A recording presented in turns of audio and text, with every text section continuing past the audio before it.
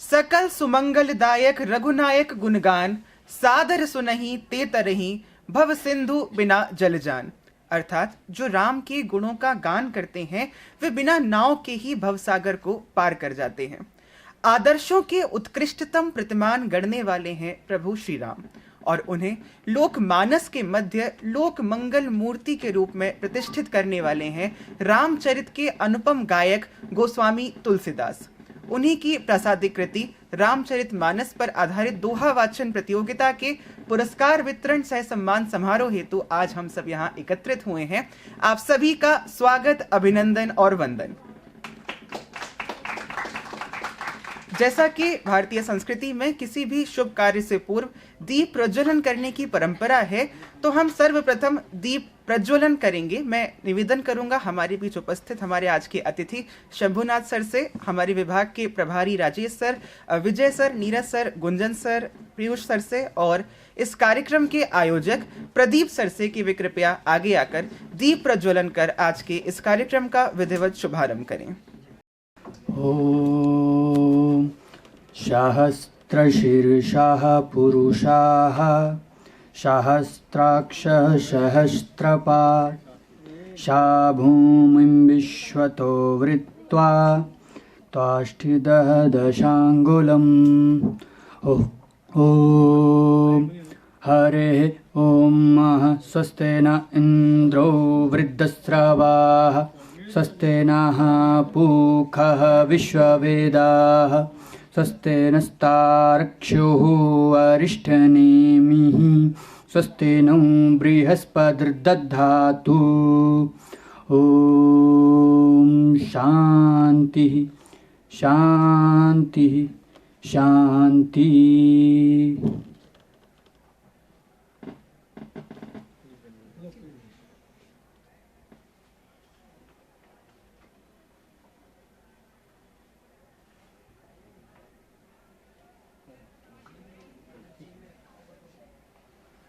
उपस्थिति मात्र से हम गौरवान्वित हो रहे हैं, लाभान्वित हो रहे हैं।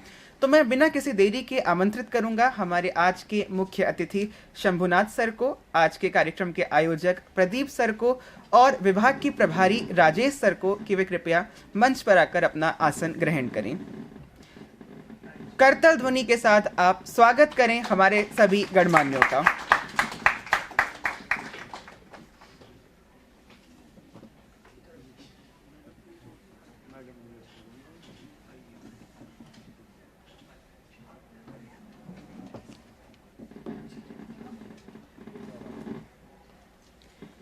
इसी श्रृंखला में अतिथि देवो भवः की परंपरा का निर्वहन करते हुए अब हम अतिथि सत्कार की श्रृंखला की ओर आगे बढ़ेंगे।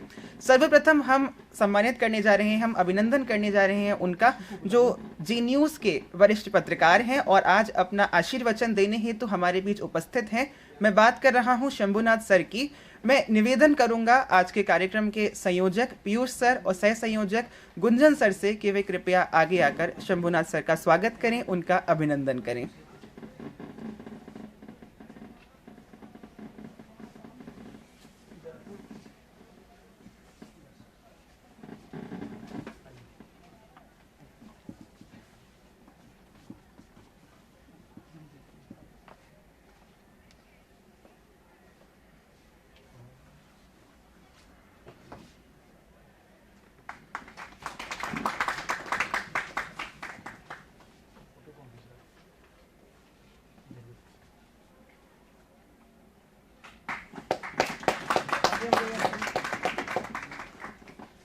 इसी श्रृंखला में अब हम जिनका अभिनंदन करने जा रहे हैं, जो राष्ट्रीय अध्यक्ष हैं संस्कृति संज्ञान फाउंडेशन के, उसके अलावा सीनियर चिकित्सक हैं इंद्रप्रस्थ अपोलो हॉस्पिटल के और पूर्व प्रोफेसर हैं एम्स के, और जिनके सौजन्य से आज हम सब यहाँ एकत्रित हो पाए हैं और रामचरितमानस पर जो गहन चिंतन, अध्ययन, विश्लेषण करने का अवसर हम सबको प्राप्त हुआ है। मैं बात कर रहा हूँ प्रदीप सिंघल सर की।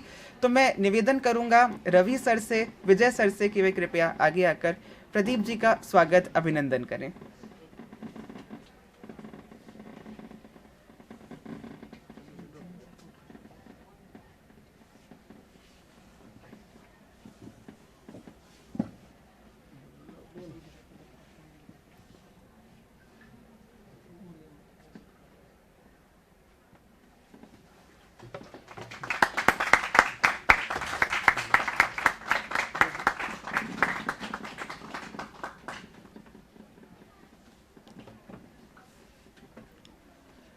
अब हम उनका स्वागत, उनका अभिनंदन करने जा रहे हैं, जिनके मार्गदर्शन में आज का यह कार्यक्रम संपन्न होने जा रहा है। मैं बात कर रहा हूं हमारे विभाग के प्रभारी राजेश सर की। तो मैं निवेदन करूंगा नीरज सर से और हिंदी साहित्य परिषद की अध्यक्षा स्नेहा जी से कि वे कृपया आगे आकर राजेश सर का भी स्वागत, उनका धन्यवाद करें।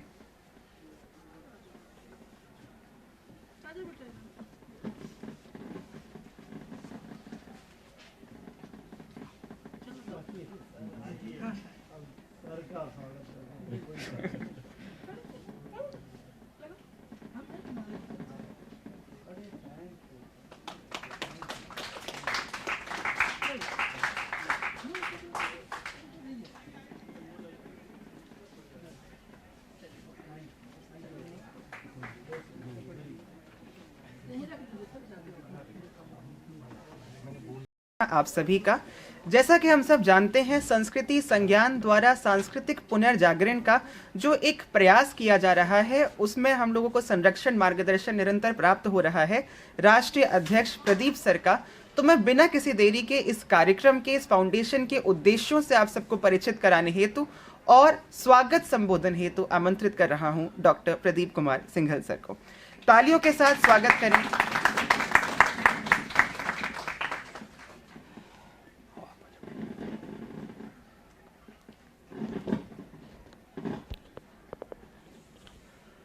आदरणीय शंभुनाथ जी, जो वरिष्ठ पत्रकार हैं और जी न्यूज़ में हैं, आज ये खास तौर से मुख्य वक्ता भी हैं और ये कार्यक्रम को देखेंगे भी किस तरह से छात्र छात्राएं इस कार्यक्रम में भाग ले रहे हैं। आदरणीय प्रोफेसर राजेश कुमार जी, जो हमारे हिंदी विभाग के प्रभारी हैं, जिनके सहयोग से ये सारा कार्यक्रम हो रहा है, पीयूष जी, और सभागृह में उपस्थित सभी हमारे अध्यापक अध्यापिकाएं और हमारे छात्र छात्राएं, आप सबका सादर नमन आप सबको। देखिए, जो संस्कृति संज्ञान जो संस्था है हमारी, आप लोगों की जो संस्था है, इसका देखिए मुख्य उद्देश्य है कि किस तरह से छात्र छात्राओं विद्यार्थियों का चरित्र और व्यक्तित्व निर्माण किया जाए श्री रामचरितमानस से। आप जानते हैं चरित्र और व्यक्तित्व का क्या मतलब है? कोई मुझे बताएगा कि आदमी में कौन से वो गुण होने चाहिए जिससे वो श्रेष्ठ बन जाए? कोई बताइए, एक आध दो गुण बताइए। कोई भी छात्र बताए कि आपने देखा होगा बहुत से आदमी तो बहुत श्रेष्ठ हो जाते हैं, प्रतिष्ठित हो जाते हैं, और उसी के साथ के कुछ लोग नहीं हो पाते हैं। वो क्यों, ऐसा क्यों होता है? कोई मुझे बताएगा दो चार गुण कि भाई उस व्यक्ति में ये गुण थे जिसकी वजह से वो प्रतिष्ठित हो गया। किसी के ख्याल में आ रहा है? बताइए। उसकी वाणी में संयम, अनुशासन और उसकी निरंतरता। बहुत बढ़िया, आपने कुछ बताया। देखिए, ये जो रामचरितमानस की जो हम बात कर रहे हैं, मैं आज आपको थोड़े से गुण बताऊंगा कि रामचरितमानस से आप कैसे सीख सकते हैं। रामचरितमानस में तो प्रभु श्री राम ने उसमें विभीषण को 22 गुण बताए हैं। ऐसे बहुत सी किताबें देखें, कोई 7 बताती है, कोई 8 बताती है। मैं आपको आज कुछ 8-10 जल्दी जल्दी बताऊंगा, क्योंकि समय हमारे पास कम है। और आपसे मैं पूछता भी चलूंगा, आपसे मैं थोड़ा सा फीडबैक भी लूंगा। देखिए, नंबर पहला, सबसे जो पहला गुण है जो रामचरितमानस के अंदर भी मिलता है कि किसी भी कार्य को समय पे समाप्त करना। मतलब यह है कि अगर आपको कोई प्रोजेक्ट मिला है तो उसको आप समय पे समाप्त कीजिए। देखिए, जब सुग्रीव ने वानरों को माता सीता को ढूंढने के लिए भेजा तो पता उसने क्या कहा? ध्यान से सुनिएगा, देखिए इसको। जनक सुता कहूं खोजऊं जाई, मास दिवस में अइयो भाई, अवधि मेट जो बिन सुध पाए, आवई बरनी सुमोई मेरा। उसने कहा कि 1 महीने का समय है, माता सीता को ढूंढ के लाना है। अगर बिना ढूंढे आए 1 महीने के बाद तो मैं सबको मार डालूंगा। उसने समय निश्चित कर दिया। और आपको मैं बताना चाहूंगा, इसी समय निश्चित होने की वजह से ही हनुमान जी 1 महीने के भीतर माता सीता का पता लगा पाए, और हनुमान जी हनुमान से प्रभु हनुमान बन गए। देखा ना समय का? तो ऐसे ही समझे, अगर मान लीजिए सपोज ये जो चौपाई है, अगर इसी को आप निरंतर जो है, हम कहते हैं कि अगर आप रामचरितमानस को निरंतर केवल 5 मिनट 1 या 2 चौपाई अगर 45 दिन तक पढ़ते हैं, ये एक वैज्ञानिक सत्य है कि कोई भी कार्य अगर आप 45 दिन तक करते हैं तो वो आपके मनोमस्तिष्क सबकॉन्शियस माइंड में समाहित हो जाता है। तो अगर मान लो इसी चौपाई को आप देखिए, 45 दिन तक पढ़ के देखिए आप इसको, इसके अर्थ और संदेश के साथ आप देखेंगे कार्य को समय पे समाप्त करना शुरू कर देंगे। आप नहीं करेंगे, आपका जो सबकॉन्शियस माइंड है वो आपको कार्य को समय पे समाप्त करने के लिए बार बार निरंतर आपके ऊपर प्रेशर डालेगा। देखिए दूसरा क्या है गुण, जो दूसरा गुण होता है कि आपने देखा होगा बहुत से समय हम विपरीत परिस्थितियों में आदमी फंस जाता है, अनिश्चितता, अब वो घबरा जाता है कि अब तो मैं काम ही नहीं कर सकता, ऐसा होता है ना। तो अगर उस परिस्थिति में अगर हमने विपरीत परिस्थितियों को अपने अनुरूप बना लिया, मतलब अनिश्चितता की स्वीकारता। देखिए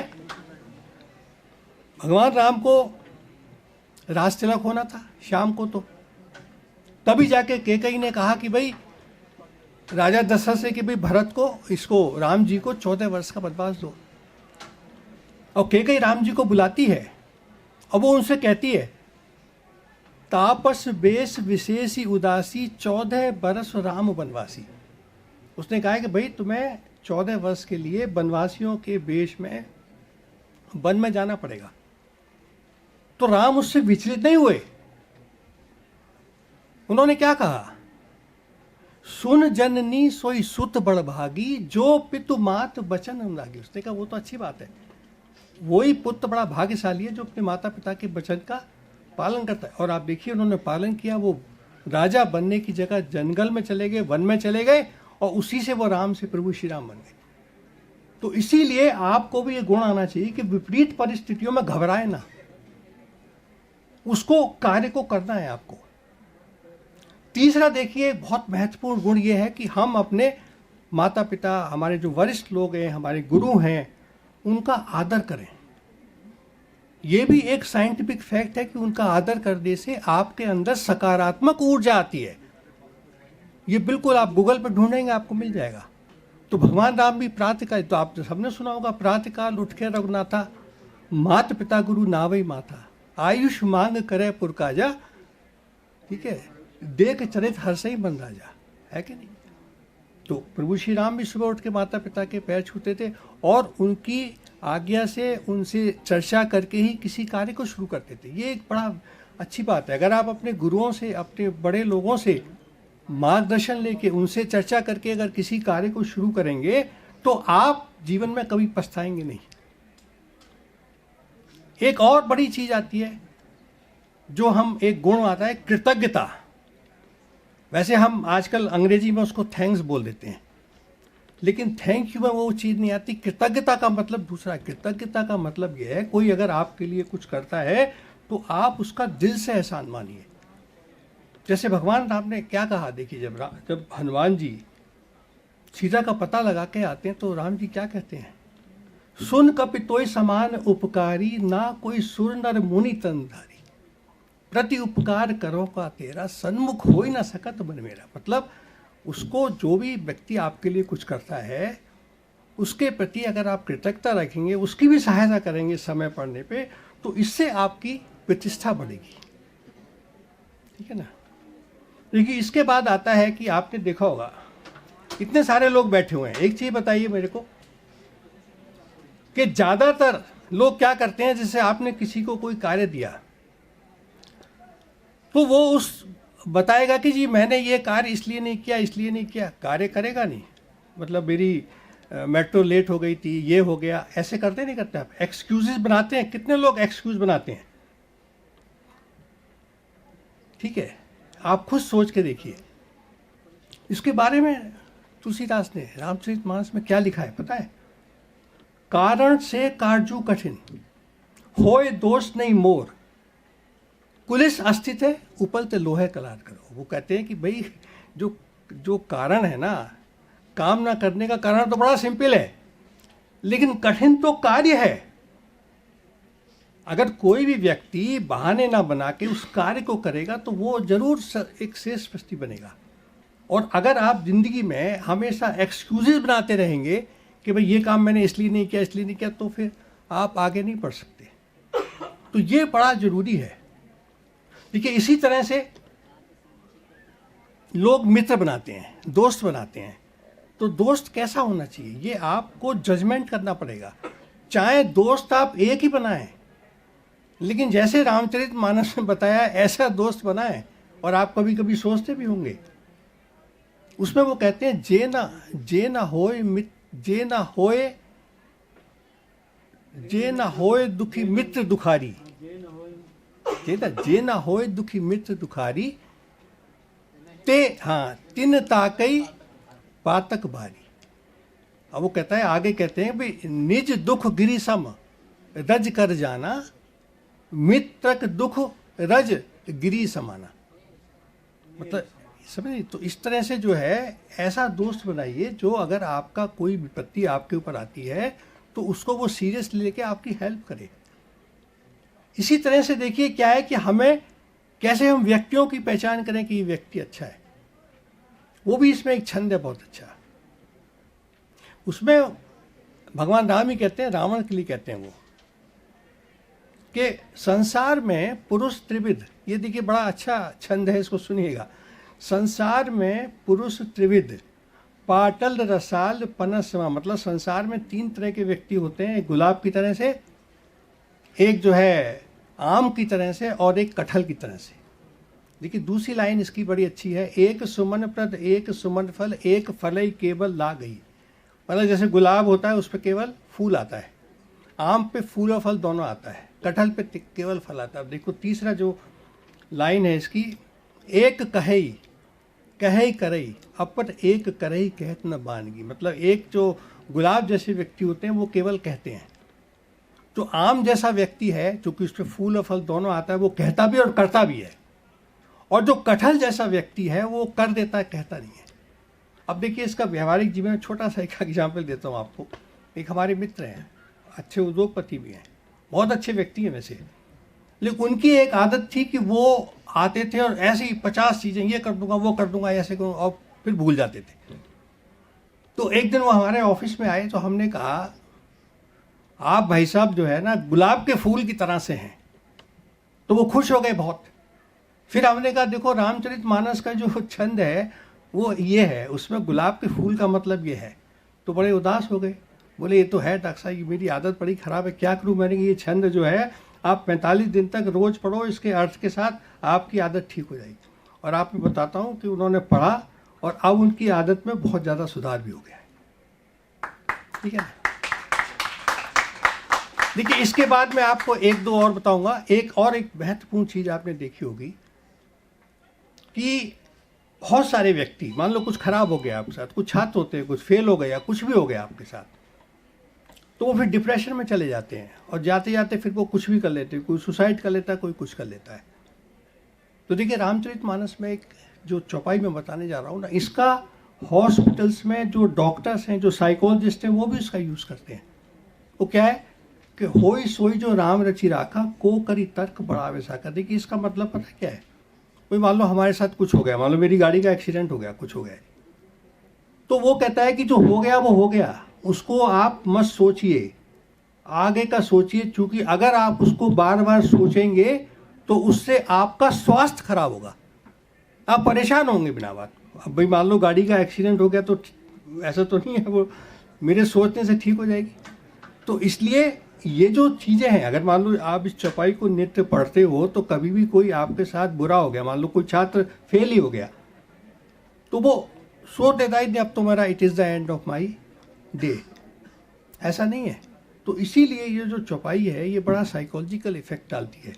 और दूसरा, जैसा कि एक छात्र ने बताया अभी कि भी वाणी जो है आपकी बड़ी सुगम हो, जैसे कि जब भरत जाते हैं वन में, तो जो भरत जी जो राम जी से जो चर्चा कर रहे हैं उसके बारे में जो वशिष्ठ जी कहते हैं कि सुगम अगम मृदु मंजू कठोरे, अर्थ अमित अति आखर थोड़े। मतलब जो वो बात कर रहे हैं ना वो बड़ी सुगम है, बड़ी मधुर है, बड़ी कोमल है, कठोर भी है, लेकिन उसके क्या है कि अर्थ तो बहुत ज़्यादा है और शब्द बहुत छोड़े हैं, जिसको कहते हैं टू दी पॉइंट। तो आप ये हमेशा ध्यान, जैसे एक किसी छात्र ने हमसे पूछा कि कि सर ऐसा है कि 1 मिनट में एक दोहा इतना सारा बताना बड़ा कम पड़ता है। तो हमने कहा यही तो आदत आपको डालनी है कि दोहा पढ़ो, उसका अर्थ और संदेश संक्षिप्त में बताओ, लंबी चौड़ी हिस्ट्री नहीं बताना है। इसीलिए आप कभी इंटरव्यू में जाते हैं अगर, तो टू दी पॉइंट बताइए। अगर आपने ज़्यादा लंबा चौड़ा किया तो वो दूसरा बंदा जो है फिर उसका इंप्रेशन खराब हो जाता है। तो देखिए ये कुछ मैंने आपको बताए हैं जो चीज़ें हैं, 8-10 जो भी हैं। लेकिन अगर अब कोई ये कह सकता है कि खाली हम इन्हीं दोहों को रोज पढ़ लें, ऐसा भी कर सकते हैं। लेकिन जब आप रामचरितमानस पढ़ेंगे 45 दिन, तो ये जो दोहे चौपाई है ना, कई बार रिपीट होते हैं। कई सारे प्रसंगों में आप पाएंगे कि एक ही गुण, मान लो कार्य को समय पे समाप्त करना, कई जगह आपको इसका वर्णन मिलेगा। तो उससे क्या होता है कि वो जो कि कार्य को मुझे समय पे समाप्त करना है, ये जो चीज़ आपके सबकॉन्शियस माइंड में समाहित हो जाएगी। और मैंने फिर बताना चाहूँगा कि हम जो भी कार्य करते हैं वो सबकॉन्शियस माइंड से ही करते हैं। गाड़ी चलाना सीखते हैं आप लोग, 45 दिन तक तो आपको बड़ी परेशानी होती है, ये साइंटिफिक फैक्ट है। 45 दिन के बाद कौन गाड़ी चला रहा है? सबकॉन्शियस माइंड गाड़ी चला रहा है, आपको पता भी नहीं है।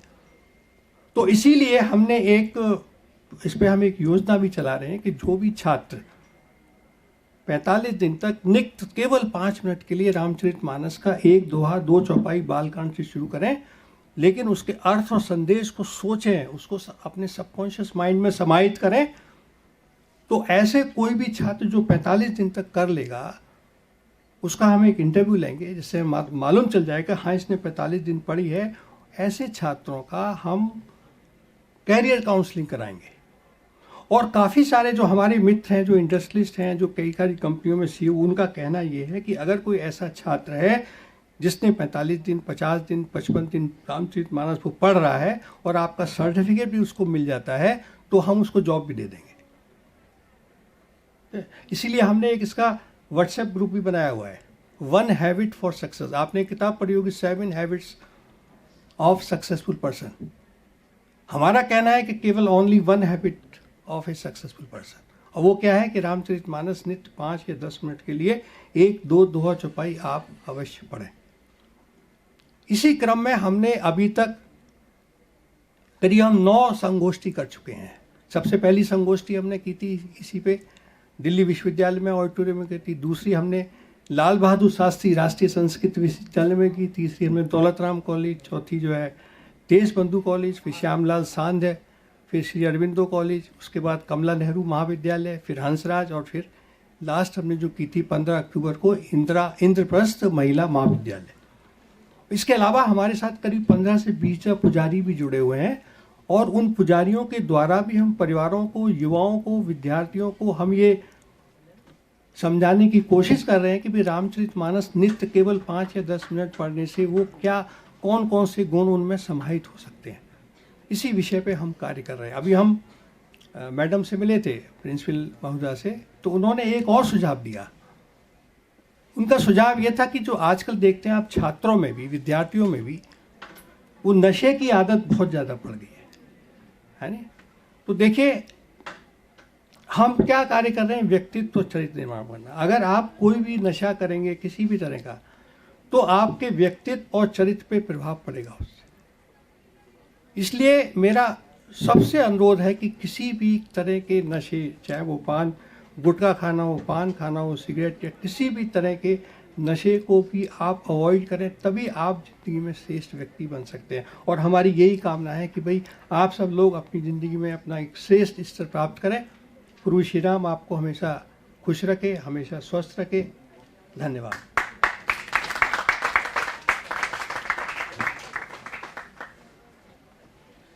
बहुत बहुत धन्यवाद सर, आपने कई महत्वपूर्ण सूत्र हम लोगों के लिए छोड़े और हम निश्चित रूप से उन्हें अपने चरित्र में लाने का प्रयास करेंगे।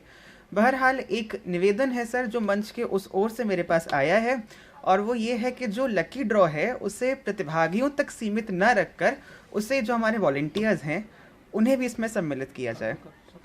तो एक बार तालियां हो जाएं। अब वॉलंटियर्स जो हैं वो भी लकी ड्रॉ से जुड़ सकते हैं, और ये तालियां जारी रखें क्योंकि अब हम लोग आमंत्रित कर रहे हैं हमारे आज के कार्यक्रम के मुख्य अतिथि को उनके उद्बोधन हेतु।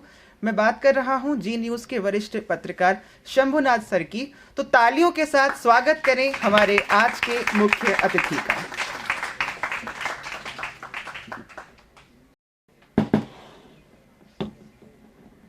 सभी को नमस्कार। मैं बहुत ज़्यादा समय तो नहीं लूँगा। कुछ जो मैंने अनुभव किया है वो मैं आपसे साझा करना चाहूँगा, वो शेयर करना चाहूँगा। सन 2005 की बात है। अल्बर्ट आइंस्टाइन की थ्योरी ऑफ रिलेटिविटी को 100 साल हो रहे थे। तो हमारी कंपनी, हम जिसमें मैं काम करता था, उस कंपनी का नाम था पल्स मीडिया प्राइवेट लिमिटेड। तो उसको नेशनल ज्योग्राफिक ने एक फिल्म असाइन की थी इस थ्योरी ऑफ रिलेटिविटी पर। तो उसमें सौभाग्य से वो फिल्म मेरे हत्थे आई और मैंने 10वीं तक साइंस पढ़ी थी। सोचिए कितना चैलेंज था। 10वीं तक की साइंस पढ़ी थी, क्योंकि उसके बाद रुचि नहीं रही उसमें। ऐसा माहौल रहा कि उसमें रुचि रही नहीं कि साइंस को आगे बढ़ाया जाए, या कहा जाए कि जो हमारे गुरुजन थे उन्होंने इस तरह से उसको हमें पढ़ाया नहीं कि हम विज्ञान को हम अपने साथ लेके चलें। हालांकि विज्ञान प्रतिदिन हमारे साथ चलता है। तो रिसर्च की बात थी। तो पुणे में एक इंस्टीट्यूट है, उसके प्रोफेसर हैं प्रोफेसर JV नार्लिकर। आपने शायद नाम भी सुना हो, जयंत विष्णु नार्लिकर। तो मेरे को 1 महीने के लिए उनके पास छोड़ा गया कि आप इनसे सीखिए। तो उन्होंने रामचरितमानस की ये चौपाई सुनाई मुझे, और स्पार्क होता है ना, जो स्पार्क, वो स्पार्क कब जीवन में उभर जाए कह नहीं सकते। और उस दिन वो स्पार्क उभरा जब उन्होंने चौपाई सुनाई। एक नॉन हिंदी, जो हिंदी बैकग्राउंड से नहीं है, रामचरितमानस को बड़े प्यार से पढ़ते हैं और वहाँ से वो सूत्र निकालते हैं। उन्होंने मेरे को पढ़ के सुनाया, पर हित सरिस धर्म नहीं भाई, पर पीड़ा नहीं समझ। हाँ, कह रहे हैं, वो कहते हैं कि इतनी सिंपलीफाई धर्म की परिभाषा किसी भी दर्शन में नहीं है। 2 लाइन में इतनी सिंपलीफाई कर दी। ये तुलसीदास जी का बहुत बड़ा गुण था कि इतनी सिंपलीफाई। और मैं आपको थ्योरी ऑफ रिलेटिविटी, जो बहुत ही पेचीदा सब्जेक्ट है, मैं इसी तरह से सिंपलीफाई कर दूंगा। कोशिश करूंगा मैं इतनी सिंपलीफाई हो जाए, क्योंकि सिंपलीफाई करना सबसे कठिन काम है। सबसे कठिन काम है किसी सब्जेक्ट को, किसी विषय को उतना साधारण बना देना कि सब तक पहुंच जाए। और जब मैंने रिसर्च की इस पर, तो फिर मैं मास कॉम कर रहा था, तो मैंने सब्जेक्ट यही लिया, mass communication and Shri Ramcharitmanas, popular culture and mass communication. तो ये मैं जब मैं इसमें निकला, तो समाज में मैं देखता क्या हूं कि सबसे ज्यादा पढ़ा जाने वाला ग्रंथ है ये, जिसे 5 करोड़ से ज्यादा प्रतियां छप चुकी हैं। दुनिया में कोई ऐसा कवि नहीं हुआ, कोई ऐसा साहित्यकार नहीं हुआ जिसकी इतनी प्रतियां छपी हो किसी एक कृति की, और जो कृति लगातार जीवंत रहती हो, आज भी कहीं ना कहीं पढ़ी जा रही हो। कोई 1 घंटा पढ़ रहा है, कोई 2 घंटा पढ़ रहा है, कोई 5 मिनट पढ़ रहा है, कोई 24 घंटे भी पढ़ रहा है। तो रामचरितमानस से उन्होंने फिर इसको उससे जोड़ा, थ्योरी ऑफ रिलेटिविटी। 100 साल पूरे हुए थे। तो धीरे धीरे रुचि मेरी रामचरितमानस में बढ़ती गई, और सब्जेक्ट तो मेरा था ही मेरे सामने। फिल्म हमारी 6 महीने में कंप्लीट हुई, और जब फिल्म प्रोजेक्ट की गई, तो UGC की एक कमेटी होती है जो नेशनल अवार्ड देती है। तो हमारी तरफ से वो प्रेजेंट की गई वहाँ पर। तो अब देखिए, वो फिल्म इतनी सिंपलीफाई थी कि स्टूडेंट से लेकर जो बड़े बड़े साइंटिस्ट थे, उन तक आराम से अपनी बात पहुंचा रही थी 100 साल में, कि थ्योरी ऑफ रिलेटिविटी होती क्या है, आइंस्टाइन ने क्या कहा था 100 साल पहले। ये उसको फिर बेस्ट फिल्म का अवार्ड मिला। जब बेस्ट फिल्म का अवार्ड मिला, तो मेरी रुचि रामचरितमानस की तरफ बढ़ती गई। तो रामचरितमानस में शुरुआत में हमारे कवि कहते हैं कि मैं अपने सुख के लिए लिख रहा हूं। अब जो चीज उन्होंने पहले ही स्पष्ट कर दी, साफ कर दी कि मैं अपने सुख के लिए लिख रहा हूं, तो उसमें विवाद की संभावना खत्म हो जाती है। भाई आप क्यों पढ़ रहे हो? आपकी अटकी है तभी तो आप पढ़ रहे हो। आपकी अटकी नहीं होती तो आप रामचरितमानस की तरफ नहीं आते। तो जो विवाद खड़ा करते हैं, तो मैं उनसे यही कहता हूँ, भाई उन्होंने कहा ही नहीं है कि उसे पढ़ो, ये मैंने अपने सुख के लिए मैंने इसे रचना की है। क्योंकि बाकी जनमानस ने उसमें अपना सुख देखा, अपना हित देखा, अपना परोपकार देखा, दूसरे का परोपकार देखा। इसमें इतने सारे सूत्र मिलते गए मेरे को कि मैं, एक उर्दू में शब्द है, मैं इस ग्रंथ का दीवाना हो गया। कहते हैं कि इस ग्रंथ ने मेरे को मतलब अपने आवरण में ओढ़ा लिया। फिर तो मैं इसके अंदर घुसता गया। फिर 20-25 साल से इसी में मैं इसके रिसर्च में लगा हूँ। और इसकी एक एक चौपाई, बड़ी कमाल की बात यह है कि रोज नया अर्थ देती है। ये नहीं कि इसका अर्थ जो हनुमान प्रसाद पोद्दार कर गए वही है। रोज आप जो पढ़ते हैं तो एक नया अर्थ देती है। आपके संदर्भ में जब आपको पुकारते हैं, आपको किसी मुसीबत में डालते हैं, उसको उस समय वो नया अर्थ देती है। आप इसको केवल रटने की, जैसे आप प्रतियोगिता होती है, आप हिस्सा लेते हैं इसमें, तो रटने के हिसाब से नहीं, आप अपने हाथ से जोड़िए इसको, तो आपको रोज नया अर्थ देगी। ये मतलब बहुत सारे कम ग्रंथ ऐसे हैं जो अपना अर्थ रोज बदलते हो, रोज नए प्रतिपादित करते हो। मेरे को ये इस ग्रंथ की सबसे अच्छी बात ये लगती है। और सबसे अच्छी बात ये लगती है कि तुलसीदास जी ने, डॉक्टर साहब, इतना सिंपलीफाई कर दिया है ना चीज़ों को। अब धर्म की व्याख्याएं लोगों ने वॉल्यूम्स ऑफ 10 वॉल्यूम में लिख दिए। उन्होंने 2 लाइन में धर्म की व्याख्या कर दी कि ये धर्म है जी। किसी भी दर्शन में इतनी सिंपलीफाई किसी ने नहीं किया, तुलसीदास जी ने किया ये। तो तुलसीदास जी इसलिए मैं, हालांकि एक बात और, मैं जिस जाति का, मेरा जो बैकग्राउंड है, हमारी जाति है कलवार, और हम लोग शराब बनाने का हमारा धंधा हुआ करता था। और तुलसीदास जी ने खूब रगड़ा इसमें, जो कलवारों को खूब रगड़ा है। लेकिन जिस संदर्भ में उन्होंने रगड़ा है बड़ा अच्छा लगता है वो, कि आप सही तो रगड़ रहे हैं भाई। आज भी जो आपका शराब है उसको छुपा कर लाया जाता है, उसको छुप कर पिया जाता है। उसी एक बार होती है, कुछ स्पेसिफाइड एरिया होते हैं। आप जैसे जल पीते हैं या शरबत पीते हैं वैसे नहीं पीते। यानी कि आज भी उसमें कहीं ना कहीं बुराई है, अंतर्निहित बुराई है। तो उन्होंने ये कई जगह कहा कि कलवारन मटके में गंगा जल लेके भी जाएगी तो माना जाएगा कि उसमें शराब है। ये उसकी छवि के साथ जुड़ा हुआ है। ये बहुत ही सिंपलीफाई किया है तुलसीदास जी ने।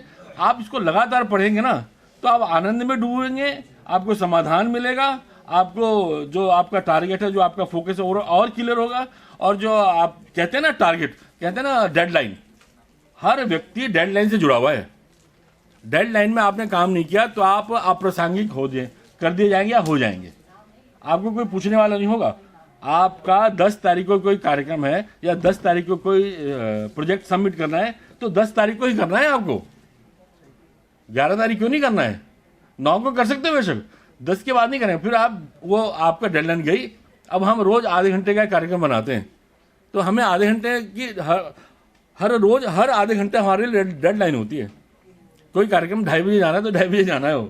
कोई कार्यक्रम 3 बजे जाना है तो 3:05 पे नहीं 3 बजे जाना है। 3:05 में आपने रेडी करके दिया तो बेशक आपने बहुत मेहनत कर दी, उसमें बहुत रिसर्च डाल दिया, बहुत बढ़िया काम कर दिया, उसका कोई अर्थ ही नहीं रह जाता। जो समय निकल गया तो समय निकल गया। तो मेरी यही आपसे अनुरोध रहेगा हाथ जोड़कर कि रामचरितमानस रोज पढ़िए आप, और इसमें अपने फोकस को और मजबूत बनाइए। आप देखेंगे कि आप कहाँ से कहाँ पहुँच जाएंगे। आनंद से तो भरेंगे, वो तो इसकी विशेषता ही है। तुलसीदास जी विनय पत्रिका में तो जो लिखते हैं उसमें बता भी देते हैं कौन सा राग आपको लगाना है, कौन सा स्वर लगाना है, यही बता देते हैं। तो आप आनंद से भरेंगे, आपका फोकस क्लियर होगा और आप लगातार आगे बढ़ेंगे और आपकी डेडलाइन कभी खराब नहीं होगी। और आपका जो आपने सोचा है कि मेरे को 5 साल में ये बनना है तो आप बन जाएंगे, कोई रोक नहीं पाएगा। तो मेरी आपके लिए सबके शुभकामनाएं, बहुत बहुत धन्यवाद।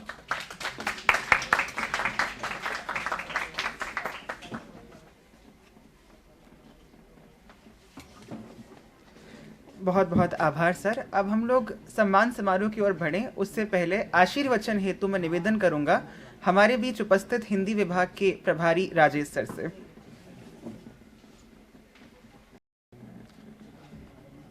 वर्णानाम अर्थसंगानाम रसानाम छंदसामपि मंगलानाम च कर्तारौ वंदे वाणी विनायकौ। आज के इस महत्वपूर्ण आयोजन के मुख्य वक्ता, मुख्य अतिथि हमारे आदरणीय शंभुनाथ जी, आज के और ऐसे अनेक कार्यक्रमों के आयोजक राष्ट्रीय संस्कृति संज्ञान के राष्ट्रीय अध्यक्ष और एक सांस्कृतिक कार्यकर्ता आदरणीय डॉक्टर प्रदीप जी, इस आयोजन के संयोजक पीयूष भाई, आदरणीय डॉक्टर गुंजन झा जी, विभाग के सभी मेरे साथी, हिंदी साहित्य परिषद के कर्मठ कार्यकर्तागण, सभी प्रतिभागियों, विजेताओं, प्यारे विद्यार्थियों, अन्य सभी मित्रों, दो विशेषज्ञों के महनीय उद्बोधन के बाद यहाँ और कुछ कहना बहुत उचित नहीं रहता हमारा। मैं तो बहुत छोटा हूँ, इन्होंने जो सीख दी है हम सबको वो हमें लेकर जाना है। मेरी गुजारिश आपसे ये होगी, आप सभी विद्यार्थियों से, पर रामचरितमानस जो कि एक वैश्विक ग्रंथ है, एक अभी जैसे आदरणीय शंभुनाथ जी से बात हो रही थी कि बड़ा क्रांतिकारी ग्रंथ है, पिछले 400 से अधिक वर्षों से पूरे विश्व में जो अपनी धूम मचाता रहा है। आपको ध्यान होगा, आप गिरमिटिया के बारे में आपने सुना होगा, शब्द सुना होगा, जो हमारे देश से लोग ले जाए जाते थे दुनिया के दूसरे टापूज पर, त्रिनिदाद, टोबैको, सूरीनाम, मॉरिशस वगैरह वगैरह। तो जो बहुत थोड़ी सी चीज़ें ले जाने का मौका उन किसानों मजदूरों को मिला था, उनमें एक रामचरितमानस का गुटका भी वो ले जाना नहीं भूले थे। रामचरितमानस का गुटका अगर साथ में है, रामचरितमानस की प्रति अगर साथ में है, तो कितना संकट भी आए आप उन संकटों से आप पार पा सकते हैं अगर आस्था और श्रद्धा रहे। और आपको जानकर आश्चर्य होगा, आप जानते हैं कि किस तरह से यही गए लोग अपना विश्व में अपना स्थान, देश बसाया, वीरानों को, टापुओं को कैसे खोद खन करके कैसे उन्होंने कई सुंदर देश बसा दिए वहाँ, और आज वहाँ राज कर रहे हैं, शासन कर रहे हैं। एक छोटी सी ही मतलब एक घटना से आप इतना समझते, और जो इतनी विपरीत परिस्थितियों में जिसने ऐसा कुछ किया, आप पढ़ेंगे तो आपको मिलेगा। मैं उसके विस्तार में नहीं जाना चाहता। मैं जो बात हुई थी अभी, बस उन्हीं बातों में से कुछ सूत्र निकाल करके आदरणीय प्रदीप जी और आदरणीय शंभुनाथ जी की बातों से, जैसे एक है कि आप प्रोजेक्ट लेते हैं, प्रोजेक्ट की डेडलाइन होती है, डेडलाइन में ही आपको करना चाहिए, करना होता है, तभी उसका महत्व होता है। लेकिन आप डेडलाइन में कब कर पाएंगे, कोई प्रोजेक्ट पूरा कब कर पाएंगे? जब आप फोकस्ड होंगे, जब आप उसी की ओर बढ़ेंगे। एक बड़ा प्रोजेक्ट सुग्रीव की सेना ने विशेषकर अंततः हनुमान जी के जिम्मे आया था। सुंदरकांड उसी पर आधारित है, पूरा रामचरितमानस का सुंदरकांड उसी पर आधारित है। एक प्रोजेक्ट लिया कि राम काज लगी तव अवतारा, तुम ही कर सकते हो, तुम ही करो, तुम्हारा अवतार ही इसीलिए हो। हर किसी ने जो इस धरती पर अवतरण आपका हमारा हुआ है, किन्हीं विशेष कामों के लिए हुआ है। वो कब हमसे प्रकृति नियति करवाएगी ये हम नहीं जानते, इसलिए हमें हमेशा तत्पर रहना चाहिए। हनुमान जी को कार्य मिला कि उनको जाकर के माता सीता का पता लगा करके रावण को भी कुछ संदेश दे करके वापस आना है, और बहुत कुछ नहीं करना है। लेकिन वो चल पड़े। बहुत तरह की दिक्कतें थी वहां रास्ते में, दिक्कतों का भी सामना किया, जैसे हमें अपने जीवन में दिक्कतों का सामना करना पड़ता है, और फिर भी हम आगे बढ़ते हैं। लेकिन दिक्कतें ही हमेशा नहीं होती, कई बार ग्लैमर भी आता हमारे सामने, कई बार सुख के क्षण वैसे आते हैं जो आपको बीच में कहीं रोक सकते हैं। ऐशोआराम के भी क्षण आते हैं, हनुमान जी के सामने भी आया था। समुद्र ने कहा एक अच्छा बिस्तर, एक अच्छा बिल्कुल बढ़िया होटल तैयार करो, यहीं पर एकदम समुद्र में ही उनका पर्यटन हो, यहीं पर आराम करें, पिकनिक मनाएं, जा रहे हैं तो कुछ हम भी उनकी कुछ सेवा करें हनुमान जी की, एक बड़े काम के लिए, बहुत अच्छे काम के लिए जा रहे हैं। कई बार मुश्किलें ही आपका रास्ता नहीं रोकती है साथियों, कई बार आपको आपका वो आराम, चैन, सुख, भोजन, निद्रा, आराम भी आपका रास्ता रोकते हैं। वो पर मैनाक पर्वत का नाम आपने सुना होगा, रामचरितमानस में आता, एकदम तैयार हो गया, प्रार्थना की हनुमान जी से थोड़ा विश्राम कर लीजिए, तब आगे जाइए, आप बड़ा काम करने जा रहे हैं, और आराम से थोड़ा रिलैक्स होकर और बहुत शक्ति अर्जित करके जाना है।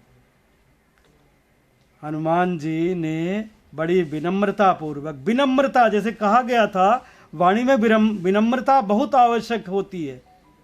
आपके पास बल है, बुद्धि है, धन है, ऐश्वर्य है, सब है, यदि विनम्रता नहीं है तो ये सब मिट्टी है, वो नहीं है। कितने बड़े वो सब बड़े नहीं होते, जितना जो बड़ा होता है उतना वो झुकता है। हनुमान जी चाहते तो ठोकर मार के आगे बढ़ सकते थे, हनुमान जी विनम्रता पूर्वक वहां रुकते हैं, स्पर्श करते हैं। वहां आप सुख और आराम को बस स्पर्श करके आगे बढ़ते रहिए, स्पर्श करते हैं प्यार से, स्नेह से, और कहते हनुमान ते ही परसा कर पुनि कीन प्रणाम। प्रणाम किया, आपकी भावनाओं का मैं आदर करता हूं, प्रणाम करता हूं आपको, आपने जो मेरे प्रति ये उदारता व्यक्त की। पर राम काज कीन्हे बिनो मोहि कहाँ विश्राम। राम का काम जब तक नहीं हो पाता है तब तक मुझे विश्राम कहाँ, मैं विश्राम नहीं कर सकता, मुझे क्षमा करें, मैं विश्राम करने के लिए भी तैयार नहीं हूँ। आप बहुत IAS, IPS, प्रोफेसर, बहुत बड़े जर्नलिस्ट, पता नहीं बहुत कुछ बनने आते हैं, बहुत बड़े बड़े 95-100% रिजल्ट परसेंटाइल ले करके, बड़े ग्रेड ले करके आते हैं, लेकिन धीरे आप में से कुछ लोग ही जा पाते हैं। बाकी जो ये चकाचौंध है बहुतों को रोक लेते, कई बार बहुत दुख रोक लेता है, कष्ट रोक लेता है, बहुत पर्यावरण प्रदूषण इतना है, प्रदूषण भी और वो सब बाकी चीज़ें आती है, बाकी बाधाएं आती है, सुरसा आती हैं, सुरसा को प्रणाम करते हैं, कहते हैं पहले ये काम कर लूँ फिर मैं खुद तुम्हारा आहार बन जाऊंगा, मेरा भोजन कर लेना, पर मुझे काम तो करने दो। बीमारियों से, दुखों से, तकलीफ़ों से, सबसे कहिए पहले मैं अपना उद्देश्य प्राप्त कर लूँ, फिर तुम मेरे पीछे आ जाना, कोई बात नहीं, मैं तुम्हारे साथ हूँ, अभी मुझे वो करने दो। तो कैसे कैसे पहुंचना है, कहाँ कब कैसे क्या कब आपको अच्छे दूत का काम करना है, कब आपको कहीं जहाँ ज़रूरत पड़े वहाँ बल प्रदर्शन भी करना है, कहाँ आपको बुद्धि प्रदर्शन करना है। कि जब पूंछ में आग लगाने लगे उन्होंने कहा भाई सहाय शारद में जाना, शारदा सहाय हो रही हैं, अब ये अब पूंछ में आग, पहले वही हनुमान जी बंध गए, चाहते तो बंधते ही ना मेघनाद के बंधन में, ब्रह्मफास में, वहां तो सम्मान किया, बंध गए, लेकिन जब पूंछ में आग लगाई तो बंधन तोड़ा नहीं, लेकिन अपना आकार ही छोटा कर लिया, बंधन ढीला पड़ गया, निकल गए उसमें से, और फिर आकार बड़ा कर लिया, और बहुत कहाँ आपको, और आकार बड़ा कर लेने का मतलब क्या है, कहाँ हमें फैलना है, कहाँ हमें विनम्र होकर झुक जाना है, ये सिखाता हमें। वो नहीं कि हम बहुत बड़ा आकार कर सकते हैं, हम बहुत छोटा आकार कर सकते, कहाँ हमें, जहाँ हमारे राष्ट्र के स्वाभिमान की बात आए, जहाँ हमारी संस्कृति के स्वाभिमान की बात आए, वहाँ हमें आगे बढ़ के बोलना है। और जहाँ हमें एकता की बात आए, अगर हमारा कोई कहीं कुछ नहीं भी हमारा हित सध रहा हो तो भी कोई बात नहीं, जहाँ परिवार का, समाज का, राष्ट्र का हित सध रहा हो, वहाँ हमें अपने आप को संकुचित करना हो, अपने आप को रोकना होता है, वहाँ हम नहीं बढ़ सकते। बहुत जितना कहा जाए साथियों उतना कम है। दरअसल आप तो पुरस्कार और प्रमाण पत्र प्राप्त करने आए हैं, कभी और कुछ बात होगी। बहुत तरह के सुख में, दुख में, अब जब आप जीत रहे हों तब आप बहुत अधिक आप में उच्छृंखलता ना आ जाए। जब आप हार रहे हो तब आप में इतनी वेदना ना आ जाए, आप इतना डिप्रेशन में चल करके कहीं कहीं कुछ गलत रास्ते पर चलने को, कहीं कुछ गलत फैसले लेने को मजबूर ना हो जाए। उन सब ऐसे बहुत सारे जीवन के संदर्भों को खोलती है रामचरितमानस। संदर्भों आप बहुत सारे कि मैं समझता हूँ कि कोई ऐसी समस्या नहीं है जीवन की जिसका हल रामचरितमानस में ना हो। तो आप रामचरितमानस से जुड़ें, आप ऐसी अपनी कृतियों से, अपनी रचनाओं से जुड़ें, आप फिर देखें और निरंतर जुड़े। आप ऐसे नहीं जुड़ेंगे तो हमें मिला ही नहीं, हमने देखा, जैसे सर ने कहा अभी, कोई एक चौपाई उठा लीजिए, कोई एक दोहा उठा लीजिए, आप जितनी बार पढ़ेंगे, जितना मन से आप पढ़ेंगे, उतनी बार एक नया अर्थ खोलती है चौपाइयाँ, ये दोहे, ये आप इस तरह की कृतियाँ, आप इनसे जुड़ें। ऐसा मतलब कि इसके पीछे यही ध्येय है, ऐसे कार्यक्रम आयोजित कर, इकट्ठे होने से, इतना सब समय अपने अपने काम छोड़ करके आपके समक्ष हम उपस्थित होते हैं तो मात्र इसीलिए कि हम कम से कम हमारे बच्चे, हमारे युवा, जिनके कंधों पर अभी बहुत तरह के भार आने हैं, बहुत तरह के बोझ आने हैं, कभी आप टूटे नहीं। यान गताभिषेकस्तता न ममले वनवास दुखता,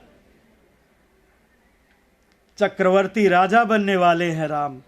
तो ऐसा उछल चलो यह पार्टी चलो रात भर हो रही है, वो नहीं कर रहे हैं। लेकिन जब तक वनवास हो गया तो जरा भी मलानता नहीं है मुख पर कि नहीं ये क्या हुआ, अब तो मैं जीऊंगा ही नहीं, अब ये क्या हो गया। वो कुछ नहीं, ठीक है, सब समान है, मैं उसमें भी देख लूंगा, मैं अकेला भी हो गया हूँ, कोई बात नहीं, नहीं कोई मिल रहा, हम बंदर भालुओं की सेना बना लेंगे। आप देखिए जीव जंतुओं को भी सबके कैसे कैसे किसी गीत का सम्मान करना है, बंदर भालुओं को सब में शक्ति देखना है। कैसे देखना, आप आहार नहीं देखिए, आप शक्ति देखिए, उनमें साधना देखिए, उनको साथ में लेकर साथ देखिए उनका, सब कैसे मिल करके एक सुंदर समाज, एक सुंदर दुनिया कैसे बनाई जा सकती है, वो आप हम सभी रामचरितमानस से सीख सकते हैं। कहने को बहुत कुछ हो सकता है, आज के लिए बस इतना ही। आप रामचरितमानस पढ़िए, कृतियाँ ऐसी और कृतियाँ पढ़िए, आपको जीवन की दिशा मिलती रहेगी, आप और आगे बढ़ेंगे, आप जीवन की सभी सफलताएं आपको मिलेगी जैसा आप चाहते होंगे। आज आप आए, आपने सुना, आपने हमारे प्रतीक ने और आदरणीय प्रदीप जी ने, पीयूष जी ने अवसर दिया। आप सबका बहुत बहुत धन्यवाद, बहुत बहुत साधुवाद। Thank you sir. अब हम सीधे सम्मान समारोह में प्रवेश करने जा रहे हैं। सर्वप्रथम हम सम्मानित करेंगे उन सभी प्रतिभागियों को जिन्होंने अपनी प्रतिभागिता के माध्यम से इस कार्यक्रम को सफल बनाने में अपना योगदान दिया। तो मैं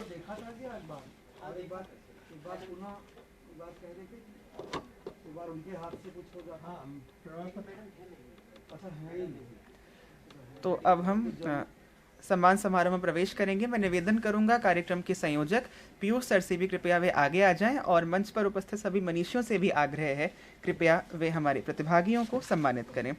सर्वप्रथम मैं आमंत्रित कर रहा हूं रामजस कॉलेज से हमारे बीच उपस्थित श्वेता यादव को। श्वेता यादव, रामजस कॉलेज।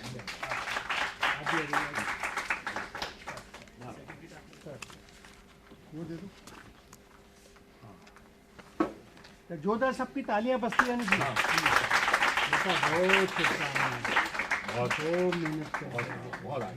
दीपाली राज, हंसराज कॉलेज। बहुत बधाई। दीपाली राज, हंसराज कॉलेज। हेम, लेडी श्रीराम कॉलेज। हेम, lady Shriram college.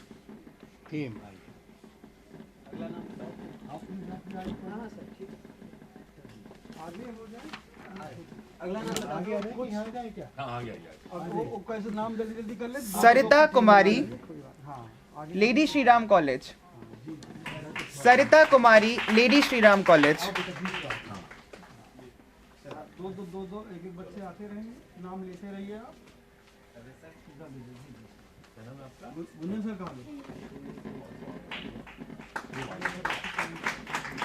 Anju Tiwari, Shyamlal college. Anju Tiwari, Shyamlal college. Sarita Kumari. हो गया ना सर। रुक के आराम से आइए सर। सर बहुत बहुत शुभकामनाएं सर। तालियां बजती रहनी चाहिए। अंजू तिवारी, तालियां बजती रहनी चाहिए। गुड़िया कुमारी हंसराज कॉलेज, गुड़िया कुमारी हंसराज कॉलेज। श्वेता कुमारी ना, गुड़िया कुमारी। आशुतोष शर्मा हंसराज कॉलेज। आ जाओ बेटा इधर से, आ जाओ इधर से। नहीं वो ऐसे कर लेंगे तो हम लोग, नहीं कोई नहीं है, कोई बात नहीं। बहुत बढ़िया, बहुत बढ़िया। बहुत शुभकामनाएं। रोज के स्थान पर पहुंचो। अमन किरोड़ीमल कॉलेज, ये कौन है? अमन किरोड़ीमल कॉलेज। नाम बोला था? इसका निकल गया, अभी बोला था दोबारा से। अमन, अमन नाम बच्चे से बहुत बहुत रोज के स्थान पर पहुंचो। दीपाली राज हंसराज कॉलेज। बहुत बढ़िया, बहुत बढ़िया। बहुत अच्छा बेटा। खूब आगे निकलो। Nishant Kirorimal college, Nishant Kirorimal college. बहुत बधाई। बहुत बहुत बधाई हो आपको। चलो ताली बजाइए सब लोग, ताली बजाइए। जोर से। हेमंत यादव किरोड़ीमल कॉलेज, देखिए हेमंत यादव। दुआ भाषण प्रतियोगिता में भाग लेना ही एक बहुत बड़ा कार्य है। हेमंत जी बहुत बधाई, बहुत बहुत बधाई। बहुत बधाई हो आपको। शुभकामनाएं और शुभकामनाएं। ऐसी आयुष्मान पाराशर श्यामलाल कॉलेज, आयुष्मान पाराशर।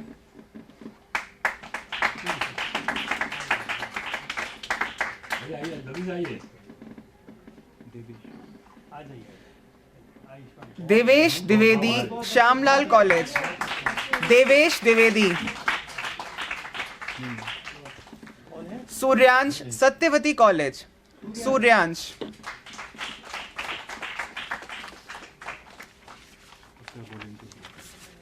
देवेश द्विवेदी और देवेश द्विवेदी, देवेश द्विवेदी है।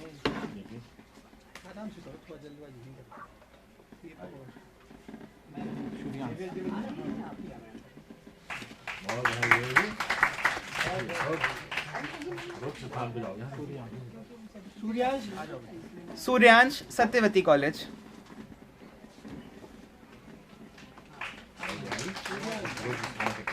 बहुत बहुत बधाई हो। सम्मान की श्रृंखला में अब हम सम्मानित करने जा रहे हैं हंसराज कॉलेज के उन स्वयं सेवियों को जिन्होंने इस कार्यक्रम को सफल बनाने में अपना योगदान दिया है। तालियां बजाएं।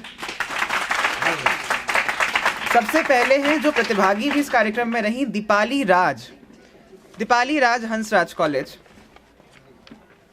प्रतिभागी भी थी और वॉलंटियर भी थी। वॉलंटियर भी। बहुत बढ़िया, बहुत ये सभी जो विद्यार्थी हैं ये हिंदी साहित्य परिषद के कार्यकर्ता हैं।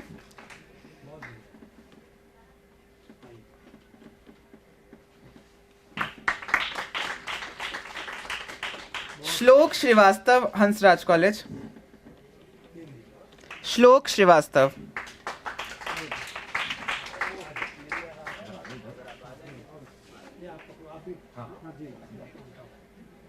बहुत बधाई लोग हैं। नाम बड़ा प्यारा है इनका। ताली बजाइए जोर से। सक्रिय कार्यकर्ता है। अगली स्वयंसेवी हैं माधुरी, माधुरी।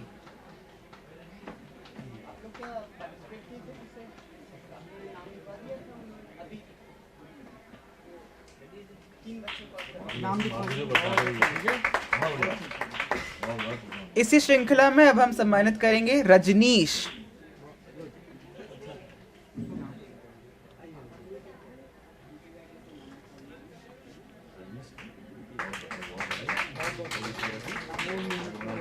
ये सब काम आएगा इस सारे। ओम मिश्रा, ओम मिश्रा।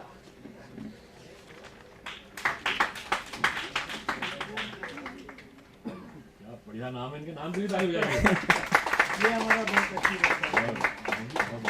तालियां बजाते रहिए आप। मणिकेश्वर यादव, हरिकेश, मणिकेश यादव।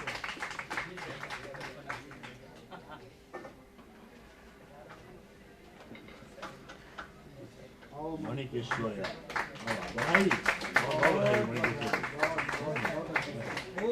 और हमारे हिंदी साहित्य परिषद के कोषाध्यक्ष प्रियांशु कुमार,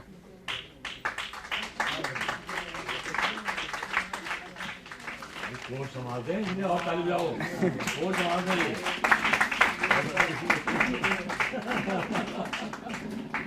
अब विजेताओं की घोषणा। हाँ, नीचे से करना, नीचे से 13 थी ना, तो नीचे से बोला। टॉप 12 बोलना, ये टॉप 12 है।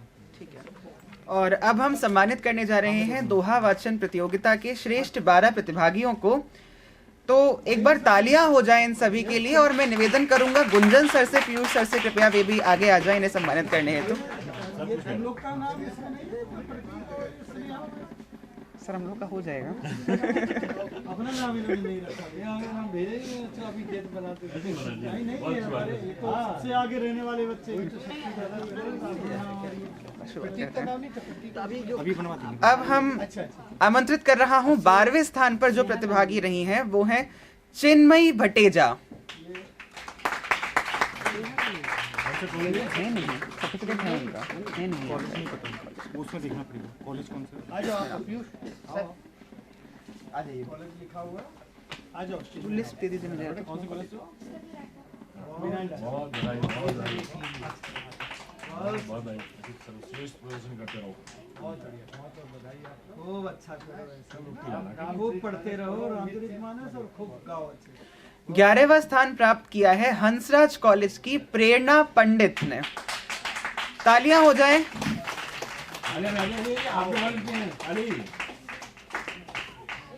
त्रिशा कॉमन, श्यामा प्रसाद मुखर्जी कॉलेज की। आई नहीं है, आई नहीं है।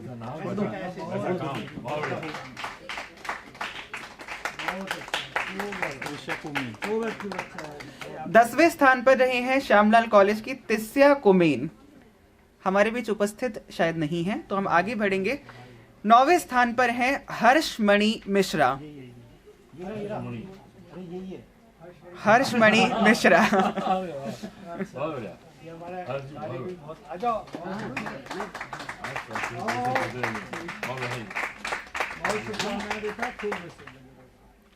8वां स्थान भी प्राप्त किया है हर्ष नहीं, हर्ष कुमार। अरे वाह, तालियां जोर से।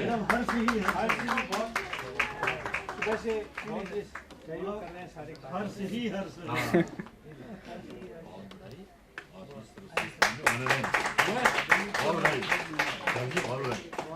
7वें स्थान पर रहे हैं अनुभव त्रिपाठी। अनुभव त्रिपाठी, अनुभव सर है क्या? बोल रहे ना ये आई। आ जाओ, तेजी से आओ। आप लोग तालियां बजाते रहें, सबका उत्साहवर्धन करते रहें।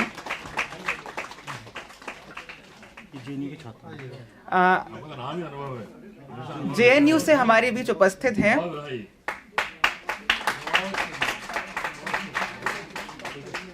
6वें स्थान पर रही हैं स्तुति सिंह।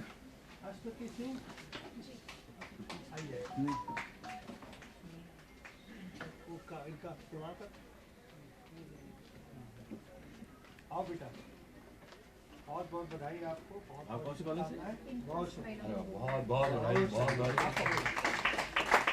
बहुत आपने गाया भी था, बहुत अच्छा। बहुत बधाई। आपने बहुत कॉन्फिडेंस है, बहुत लोगों ने सारे बहुत मैं क्लोज। हाँ क्लोज, एकदम क्लोज। बहुत अच्छा लगा बच्चों को। बहुत अच्छा बहुत और अब हम लोग श्रेष्ठ 5 प्रतिभागियों की ओर अनाउंस करने जा रहे हैं, तो एक बार तालियां हो जाएं। 5वें स्थान पर रही हैं प्रतीक्षा। प्रतीक्षा। हाँ, नाम नहीं बोला ना, आप कुछ और नाम बोल रहे। पुरस्कार की प्रतीक्षा थी। बहुत बधाई। पुरस्कार को आपकी प्रतीक्षा। बहुत बहुत शुभकामनाएं। 4थे स्थान पर रही हैं उदिशा मणि पांडे। उदिशा मणि पांडे अनुपस्थित हैं। और अब बारी है तीसरे पुरस्कार की घोषणा की। तीसरा पुरस्कार प्राप्त किया है अमितेश पांडे ने।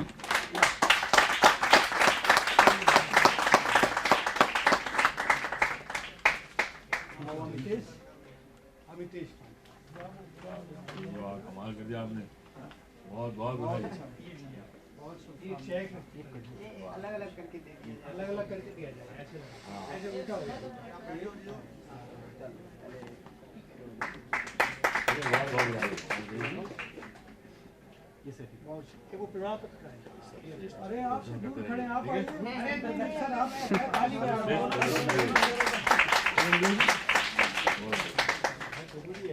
द्वितीय स्थान पर रही हैं शुभम कुमारी। खूब ऐसे का चेक निकालो। हाँ ठीक तो एक एक करके इनको दे दो। ये लो आप संयोजक निर्णय बहुत अच्छा लगा, बहुत शुभकामनाएं। नाम बताइए एक बार दोबारा से। शुभम कुमारी, बहुत बहुत बधाई। बहुत अच्छा बात है, सबसे पहले आगे किया। हाँ बहुत बधाई। बहुत सुंदर, इसी तरह खूब मेहनत करो और खूब सब कुछ। और अब बारी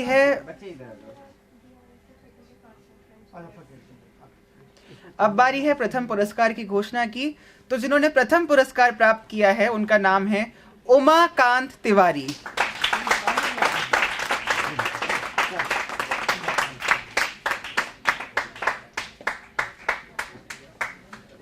उमाकांत जो है दिल्ली विश्वविद्यालय में बहुत जो बढ़िया, गोवा बहुत वाचन हुआ था उसमें ही प्रथम आई थी। जाने जाने वाले थे और दो किताब में आई।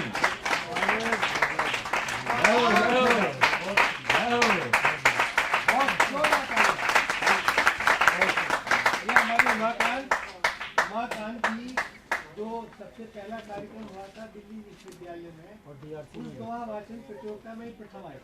अरे वाह, इससे बोल रहा हूँ DRC में था। बहुत फर्स्ट है ना। DRC में भी एकदम फर्स्ट ही और बहुत सुंदर, बहुत अच्छा, बहुत अरे बस एकदम ऐसी तरह चमकते।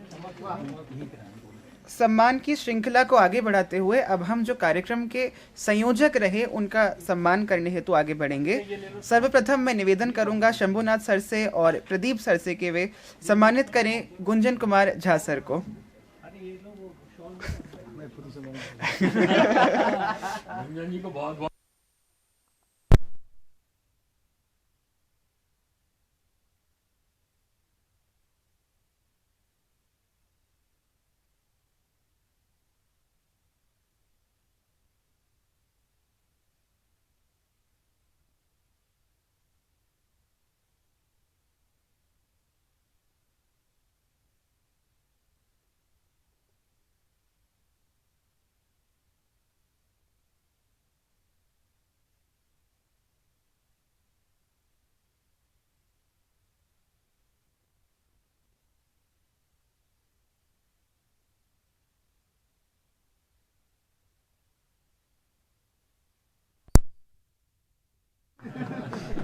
और ये इनका है और ये मानस की पोथी इनको भी दे रहे हैं। ये मानस की पोथी छात्रों को पढ़ाए और आगे जोड़ एकदम लगे रहिए। साथ ही हम अभिनंदन करना चाहेंगे हमारे विभाग के प्रभारी राजेश सर का, जिनके मार्गदर्शन में ये कार्यक्रम संपन्न हो रहा है।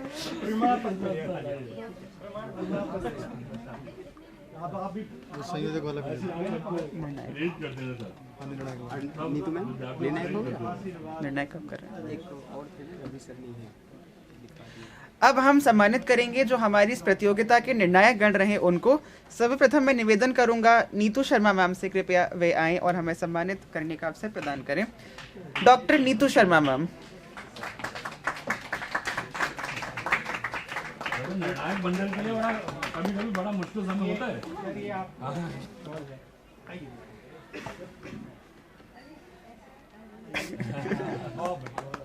और ये मानस की बहुत बहुत बधाई आपके परिश्रम को और आपके मैडम सीनियर टीचर हैं और एकदम हमेशा साथ में लगी जहाँ भी लगा एकदम। मैं पुनः एक बार आमंत्रित करूंगा गुंजन सर को, जो संयोजक के साथ साथ इस कार्यक्रम में निर्णायक के रूप में भी हमारे बीच उपस्थित रहे। गुंजन कुमार झा सर।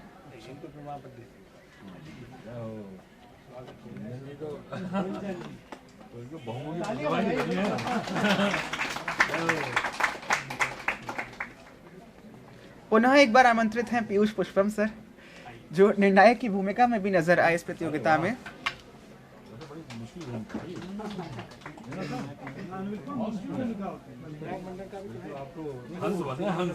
संयोजक वाला ये संयोजक का है।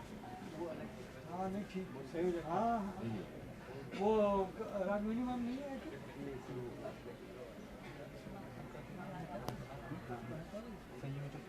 और कौन संयोजक का सर का संयोजक। अरे सर आपका ये संयोजक का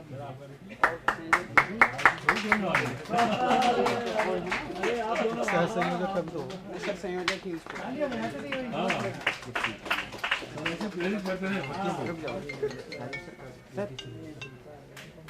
संयोजक वाला कोई रह गया? हाँ संयोजक कर सकता है। अच्छा ये संयोजक का सर अब सर ये संयोजक का गुंजन जी। अच्छा हाँ अरे तालियां। अरे विजन जी भाई बहुत बहुमत की प्रतिभागी है, देखिए ना आने वाले मंच पर आ रहे हैं। तालियां ग्रहण करें और मैं सीधे आमंत्रित कर रहा हूं प्रतिभागियों को, जो श्रेष्ठ 12 प्रतिभागी रहे। चिन्मयी भटेजा, मेरा निवेदन रहेगा आप लोगों से कृपया 1 मिनट के भीतर अपनी बात समाप्त करने का प्रयास करें। चिन्मयी भटेजा और इनके बाद प्रेरणा पंडित तैयार रहें।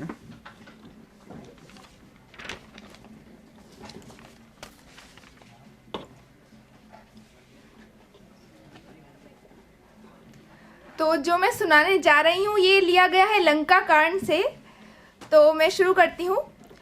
सुन सुरपति कपि भालु हमारे, परे भूमि निश्चर ही जे मारे। मम हित लागत जैन प्राणा, सकल जियाऊ सुरेश जाना।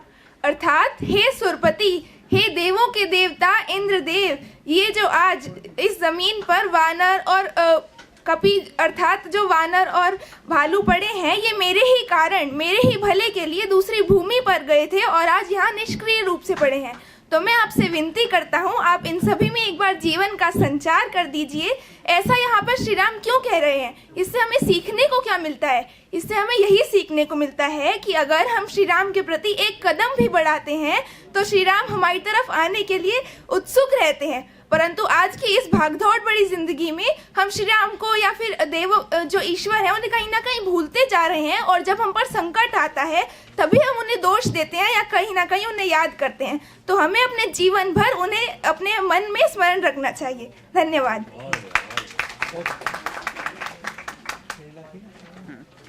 अगली प्रतिभागी हैं 11वें स्थान पर रही प्रेरणा पंडित।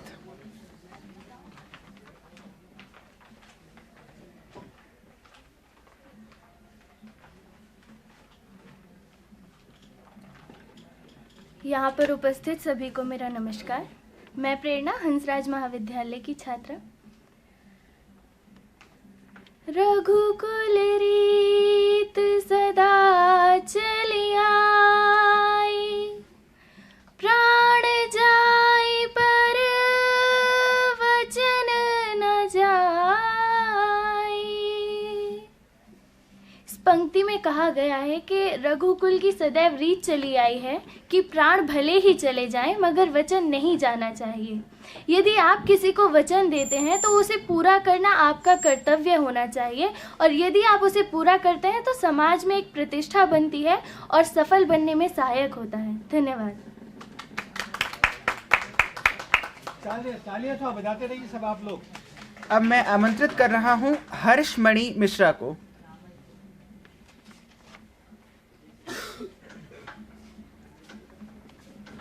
सभी उपस्थित गुरुजनों को नमस्कार। मैं जो चौपाई सुनाने जा रहा हूँ वो अयोध्या कांड से ली गई है।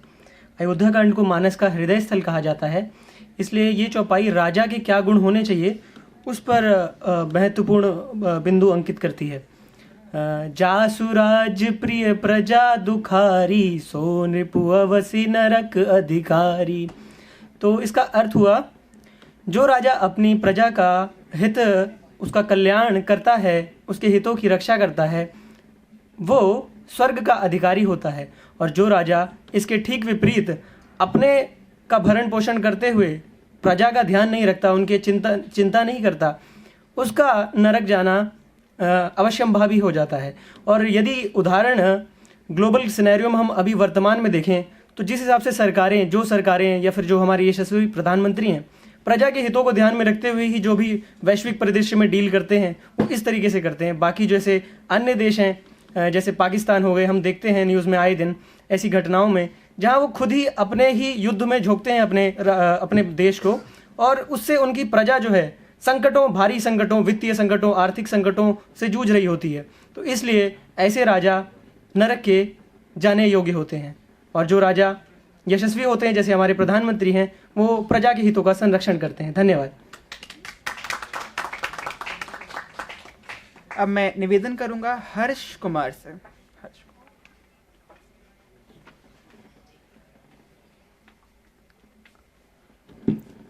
आदरणीय मंच को प्रणाम और आप सभी को प्रणाम।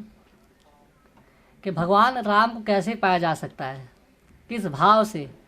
गोस्वामी जी कहते हैं, राम ही केवल प्रेम पियारा, और जान ले हु सोई जान निहारा।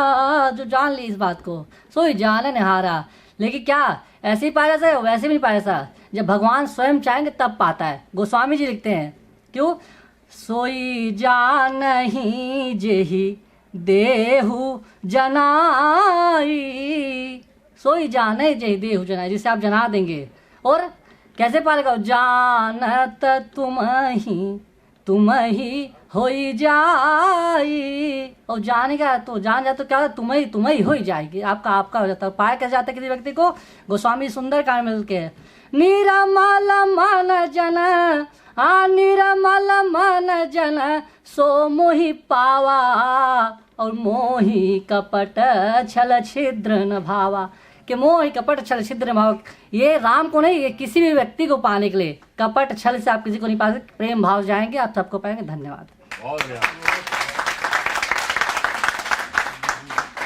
अब मैं आमंत्रित करूंगा 7वें स्थान पर रहे अनुभव त्रिपाठी से कि वे कृपया आएं और दोहा प्रस्तुत करें। इनके बाद स्तुति सिंह तैयार रहें। अनुभव त्रिपाठी। श्री सीतारामाभ्यो नमो नमः। श्री रामचरितमानस से जो मैं दोहा आपको सुना रहा हूँ, सुंदरकांड से है। और कहते हैं कि सुंदरकांड सुंदर क्यों है? क्योंकि सुंदरे किम न सुंदरम, अर्थात सुंदरकांड में सब कुछ सुंदर है, इसलिए उसको सुंदरकांड कहते हैं। तो गोस्वामी तुलसीदास जी वो दोहा लिखते हैं, काम क्रोध मद लोभ सब नाथ नरक के पंथ, सब परिहर रघुबीरहि भजहि भजहु जेहि संत। अर्थात काम क्रोध और मद और लोभ जो है ये हमारे शत्रु हैं। हमारे शत्रु हमारे स्वयं के अंदर बैठे हुए, हम बाहर उनको खोजते हैं। लेकिन अगर हम इस काम क्रोध और मद यानी अहंकार को नष्ट कर लेंगे तो श्री रघुनाथ जी के शरणागति को प्राप्त करेंगे। कि इन विकारों को नष्ट करके ही हमारे ऋषि मुनियों और संतों ने भगवान श्री रामचंद्र की शरणागति को प्राप्त किया है। धन्यवाद।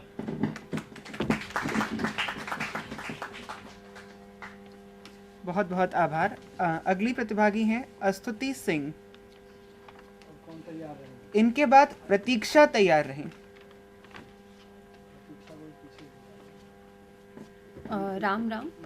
मैं स्तुति सिंह इंद्रप्रस्थ महिला महाविद्यालय की छात्र, और मैं जो चौपाई प्रस्तुत करने जा रही हूँ वो कृष्णगंधा कांड से ली गई है। कि जहाँ पर बात हो रही है उनकी जो निष्काम कर्मयोगी हैं, जो भक्त शिरोमणि हैं, जो भगवान राम के परम प्रिय भक्त हैं, अर्थात श्री हनुमान जी की। कि जब जामवंत जी हनुमान जी को उनकी शक्तियों का बोध कराने हेतु उन्हें माता सीता को लंका ढूंढने के लिए प्रेरित करते हुए कहते हैं कि कहीं है रीचपति सुनो हनुमाना, कहीं है रीचपति सुनो हनुमाना, का चुप रहे सनेहु बलवाना, पवन तनय बल पवन समाना, बुद्धि विवेक विज्ञान निधाना। कि हे हनुमान, तुम जाओगे ना उस पार? और हनुमान जी अपनी आंखों को बंद करके राम सिया राम जय जय राम, राम सिया राम जय जय राम। कि हे हनुमान, तुम वीर हो, तुम्हारे अंदर बुद्धि व विवेक है, तुम पवन के पुत्र हो, तुम्हारे अंदर पवन के समान शक्तियां हैं। मित्रों, हम सभी के अंदर भी वही शक्ति, वही बुद्धि, वही विवेक, वही सरलता, सहजता सब कुछ है। हमें तो महज उसे पहचानने की देरी है और उसे अपने जीवन में अवतरित करने की देरी है। तो इसी के साथ बहुत बहुत धन्यवाद। अब मैं आवाज देता हूं प्रतीक्षा को, और इनके बाद उदिशा मणि पांडे तैयार रहें। प्रतीक्षा। उदिशा उपस्थित नहीं है तो अमितेश पांडे प्रतीक्षा के बाद तैयार रहें। जय श्री राम। यहाँ पर उपस्थित सभी को मेरा सादर प्रणाम। मैं प्रतीक्षा इंद्रप्रस्थ महिला महाविद्यालय की हिंदी विभाग की छात्रा हूँ। मेरा जो दोहा है वो सुंदरकांड से है। सकल सुमंगलदायक रघुनायक गुणगान, सादर सुनहित तरही भो, सिंधु बिना जल जान। सियावर रामचंद्र की जय, पवन सुत हनुमान की जय। इसका भावार्थ यह है कि श्री रघुनाथ जी का गुणगान संपूर्ण सुंदर मंगलों को देने वाला है। जो इसे आदर सहित सुनेंगे वे बिना किसी जहाज यानी अन्य साधन के ही भवसागर को तर जाएंगे। इससे हमें यह संदेश मिलता है कि श्री रामचरितमानस का कुछ समय के लिए नित्य पाठ आपको अपने जीवन में उच्चतम लक्ष्य तक पहुंचाने में अत्यंत सहायक होगा। जय श्री राम। धन्यवाद। अब मैं आमंत्रित कर रहा हूं उन्हें जिन्होंने तृतीय स्थान प्राप्त किया है, अमितेश पांडे को, और इनके बाद शुभम कुमारी तैयार रहें। अमितेश पांडे।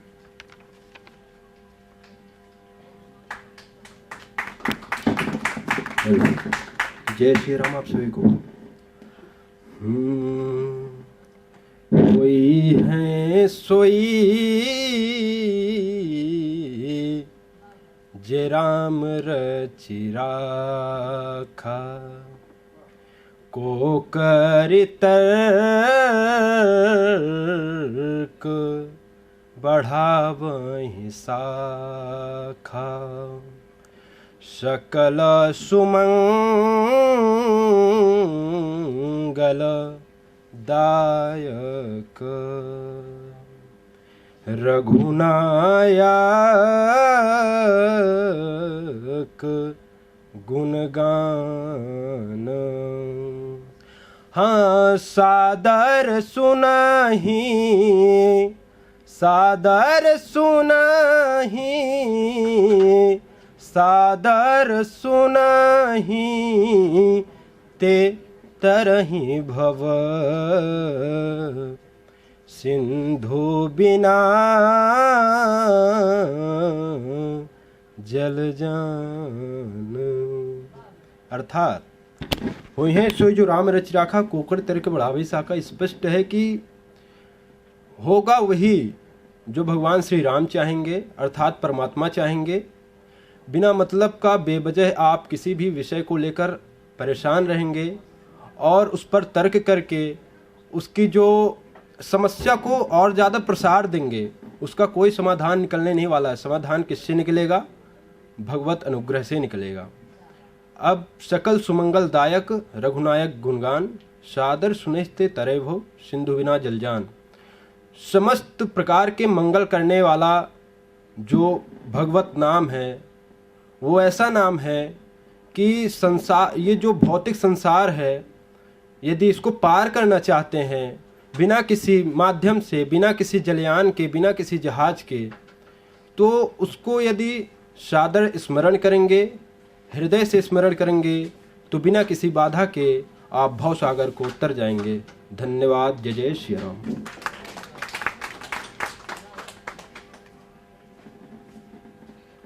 अब मैं आमंत्रित कर रहा हूं शुभम कुमारी को, और इनके बाद उमाकांत तिवारी तैयार रहें। शुभम कुमारी।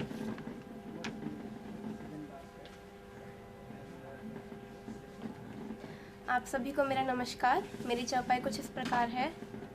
सुनो जननी सोई सुत बड़ भागी, जो पितु मातु बचन अनुरागी।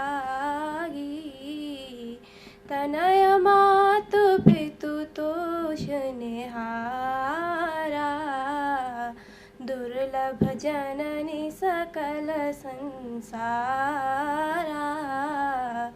जब रानी कैकेयी राजा दशरथ से अपने 2 वर मांगती हैं कि हे राजन, मेरे पुत्र भरत को राज सिंहासन और प्रभु श्री राम के लिए 14 वर्ष का वनवास मांगती हैं, और जब यह व्याख्यान श्री राम को सुनाती हैं तो श्री राम कहते हैं कि हे माता, वही संतान बड़भागी है जो माता पिता के वचनों का पालन करने वाली हो। हे जननी, इस सारे संसार में ऐसा पुत्र दुर्लभ है।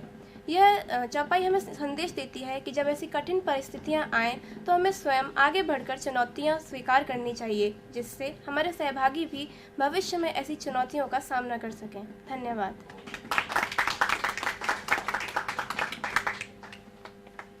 और अब करतल ध्वनि के साथ स्वागत करें इस प्रतियोगिता में प्रथम स्थान प्राप्त करने वाले उमाकांत तिवारी का।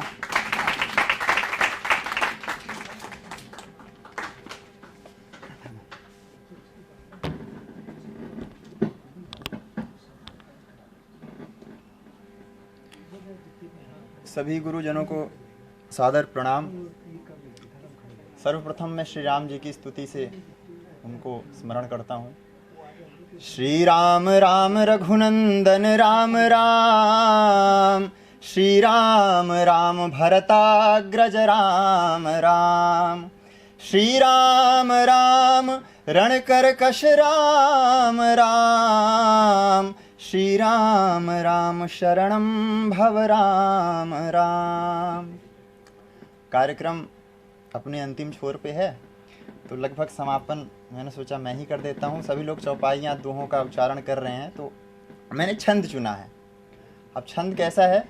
अब नाथ करी करुणा बिलो कहूँ, देहु जो बर मागऊँ, जेहि जोनि जन्मों कर्म बस तहाँ राम पद अनुरागऊँ, जेहि जोनि जन्मों कर्म बस तहाँ राम पद अनुरागऊँ। अर्थात हे नाथ, अब मुझ पर दया दृष्टि कीजिए। जो भी मेरे कर्मों के कारण मैंने ये जन्म पाया है, इस पे मैं हमेशा आपको हमेशा स्मरण करता रहूं और आप में मेरा ध्यान हमेशा बना रहे, ताकि मैं भविष्य में अपने वर्तमान को अच्छे से सुचारू रूप से चला सकूं और बस आपकी कृपा यूं ही बनी रहे। धन्यवाद। एक बार तालियां हो जाएं इन सभी 12 प्रतिभागियों के लिए। और अब मेरा निवेदन रहेगा सभी प्रतिभागियों से, कृपया वे आगे आ जाएं एक सामूहिक दोहा गायन के लिए। जितने भी प्रतिभागी थे इस प्रतियोगिता में और जो स्वयंसेवी थे, मेरा उनसे भी निवेदन है आगे आकर इसमें आप सहभागिता अपनी दर्ज करें। सभी प्रतिभागी कृपया आगे की ओर आ जाएं।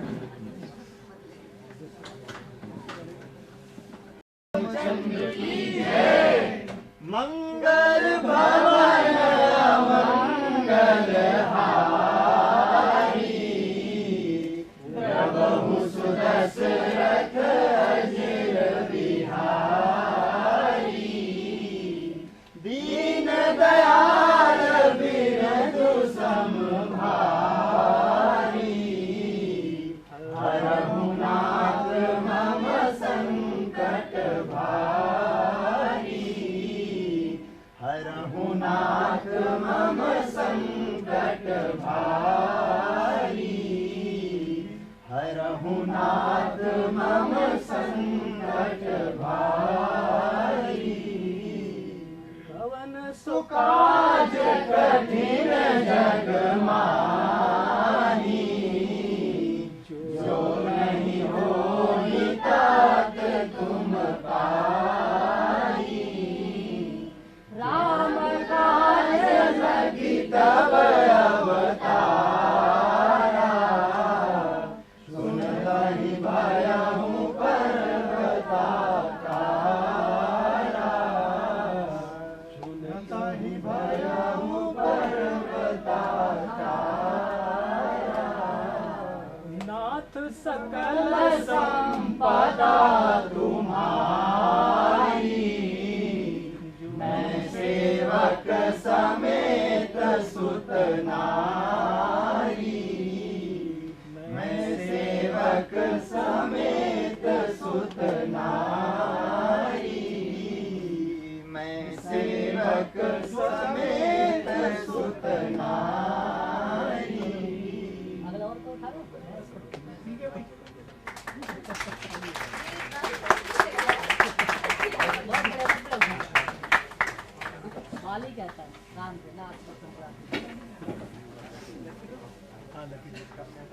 की ओर आगे बढ़ेंगे। मेरा निवेदन रहेगा सभी प्रतिभागियों से और स्वयंसेवकों से उनके पास जो चिट है वो इस थैले में अपनी चिट आके डालेंगे। सभी कृपया आगे आकर अपनी चिट इसमें डालें। इसके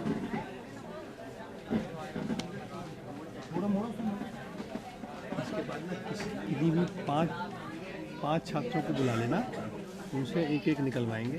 ठीक है, ठीक है। और फिर आप जो यहाँ पे अध्यापक बैठे हो उनको बुला के ना एक एक उनसे अनाउंस करें। सबका इन्वॉल्वमेंट।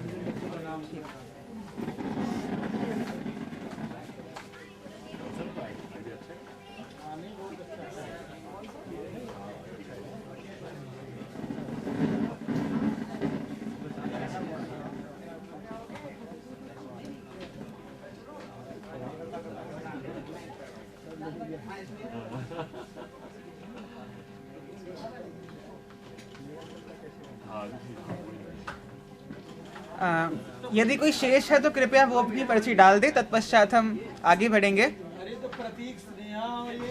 प्रतीक का भी तो डलवाओ भाई। मैंने डाल दिया। डाल दिया ना? हाँ, डाल दिया। स्नेहा दीदी डालिए। कहाँ हैं सारे लोग? नवनीत, स्नेहा का बना तो एक बेटा स्नेहा तो बहुत काम किया। गुड़िया, बेटे आप डालो जरूर।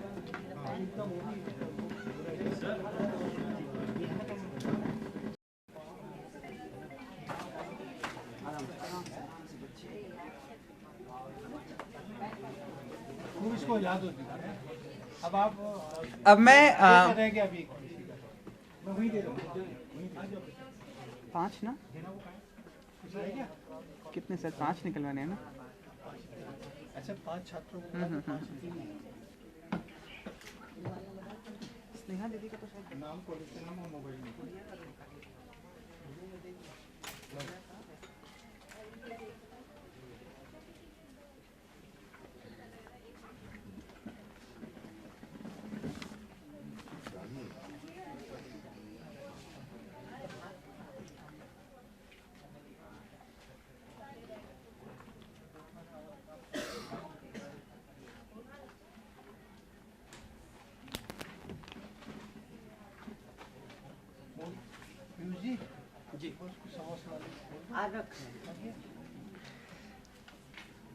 अब मैं एक एक करके 5 छात्रों को आवाज दूंगा और वो आगे आकर इसमें से एक एक पर्ची निकाल के यहाँ मेज पर सामने रखेंगे। इसको मिला दो बेटा। और हमारे शंभुनाथ सर उनका नाम भी घोषणा।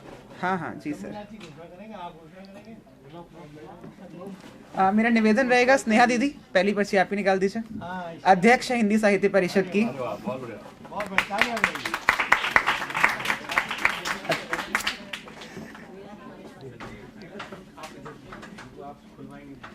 अगली नवनीत, सचिव।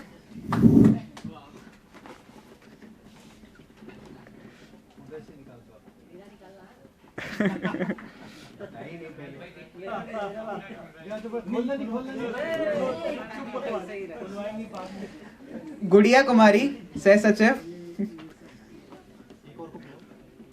इसके बाद प्रियांशु, कोषाध्यक्ष।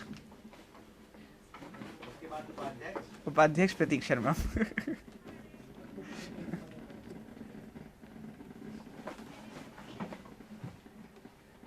प्रियांशु,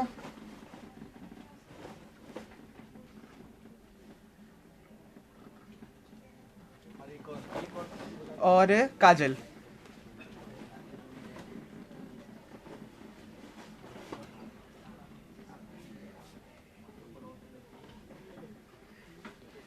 अब मैं निवेदन करूंगा हमारे बीच में उपस्थित नीतू शर्मा मैम से कि कृपया वे आकर एक लकी ड्रॉ विजेता के नाम की घोषणा करें।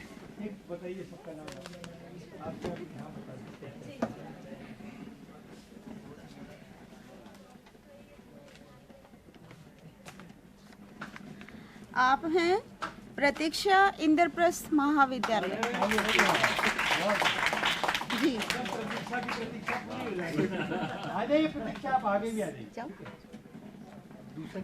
बहुत बहुत आभार मैम। और हाँ सर से फाइनल पर्ची उठाएंगे शंभुनाथ सर से। अब अगली पर्ची उठवाने के लिए मैं बुला रहा हूँ पीयूष सर को, संयोजक हैं इस कार्यक्रम के। खोल दीजिए भाई किसका नाम। इसका भाग्य जगा रहे हैं आप, है? अरे सर। ये हैं सरिता, लेडी श्री राम कॉलेज। बहुत बढ़िया। अगले नाम की घोषणा के लिए मैं आमंत्रित करूंगा राजमणि सर को।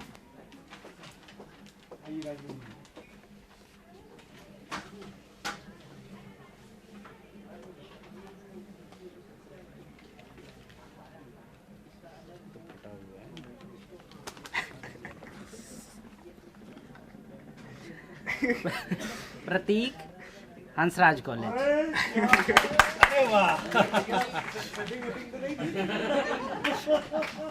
अगले नाम की घोषणा के लिए मैं आमंत्रित करूंगा राजेश सर को।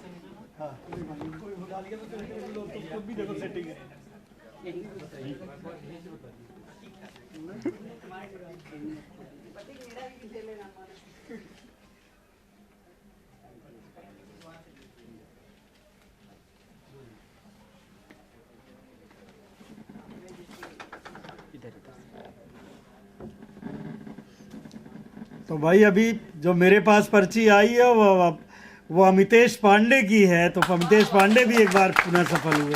बहुत शुभकामनाएं। और अंतिम नाम की घोषणा के लिए मैं निवेदन करूंगा हमारे बीच उपस्थित हमारे मुख्य अतिथि शंभुनाथ सर से।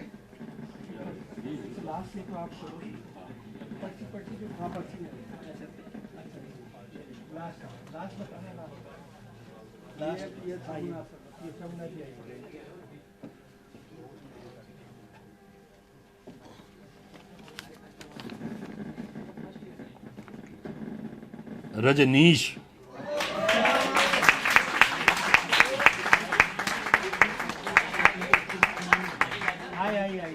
आइए, बहुत बधाई। चलिए, आप सबको बहुत बहुत बधाई। सबको जो है, आप अपने पाठ्यक्रम की या किसी साहित्य की 800 रुपये तक की पुस्तकों के नाम लिख के भेज दीजिए हमारी संस्था को।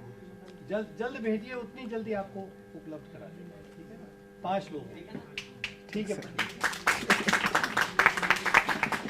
और अब कार्यक्रम को समापन की ओर ले जाते हुए मैं धन्यवाद ज्ञापन हेतु आमंत्रित कर रहा हूं इस कार्यक्रम के संयोजक पीयूष पुष्पम सर को।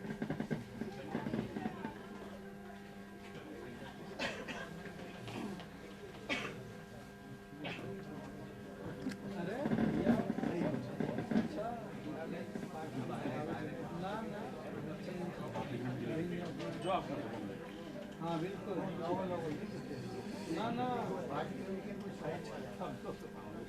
7 अक्टूबर को जब प्रतियोगिता शुरू हुई और आज 6 नवंबर है, लगभग 1 महीने के बाद हम फिर से उपस्थित हुए और पुरस्कार वितरण हेतु उपस्थित हुए हैं। उस दिन बहुत सारे बच्चे आए थे, आज कुछ कम बच्चे आए हैं। इसका जब मुझसे पहली बार जब बात हुई थी प्रदीप सर की, तो मैंने सोचा कि ये कैसे किया जाएगा। फिर उन्होंने समझाया कि ये पहले और भी कॉलेजेस में हुआ है और इस तरीके से होता रहा है। फिर हमारे विभाग के प्रभारी राजेश सर ने मेरी भी सहायता की, क्योंकि मैं पहली बार इस तरह का कार्यक्रम करवाने हेतु आगे बढ़ा था। राजेश सर का साथ मिला, विभाग के अन्य हमारे जो सहभागी हैं प्राध्यापकगण, उनका भी सहभाग मिला और तब जाकर के यह कार्यक्रम जो है हो पाया है। इससे भी बड़ी बात यह है कि जो विभाग के जो बच्चे हैं, प्रथम वर्ष, द्वितीय वर्ष, तृतीय वर्ष, मैं सच कहूँ तो उनके बिना यह कार्यक्रम नहीं हो सकता था। प्रतीक को जब भी फ़ोन कीजिए आप कि कार्यक्रम है और आपको उपस्थित होना है, ये देख लो बच्चे। 1 बजे काव्य गोष्ठी के लिए जाना था। हाँ, 1 बजे प्रतीक को काव्य गोष्ठी के लिए ग्वायर हॉल जाना था, लेकिन वो यहाँ उपस्थित है। यह हमारा उसके प्रति और उसका हमारे प्रति जो स्नेह है, इसलिए ही संभव हो पाता है। एक बार जोरदार ताली दें प्रतीक के लिए। हमारे हिंदी साहित्य परिषद और हिंदी विभाग की जो अध्यक्ष है स्नेहा, उसे भी बहुत बार परेशान किया गया इस कार्यक्रम को लेकर के। परेशान आगे का बहुत अच्छा इसने काम किया। हाँ, और इसने भी अपनी भूमिका उसी तरीके से निभाई। सबसे मुश्किल काम जो होता है वो होता है निर्णायक का। उसके लिए राजमोहिनी मैम, नीतू मैम, गुंजन जी और मैं स्वयं भी था उसमें।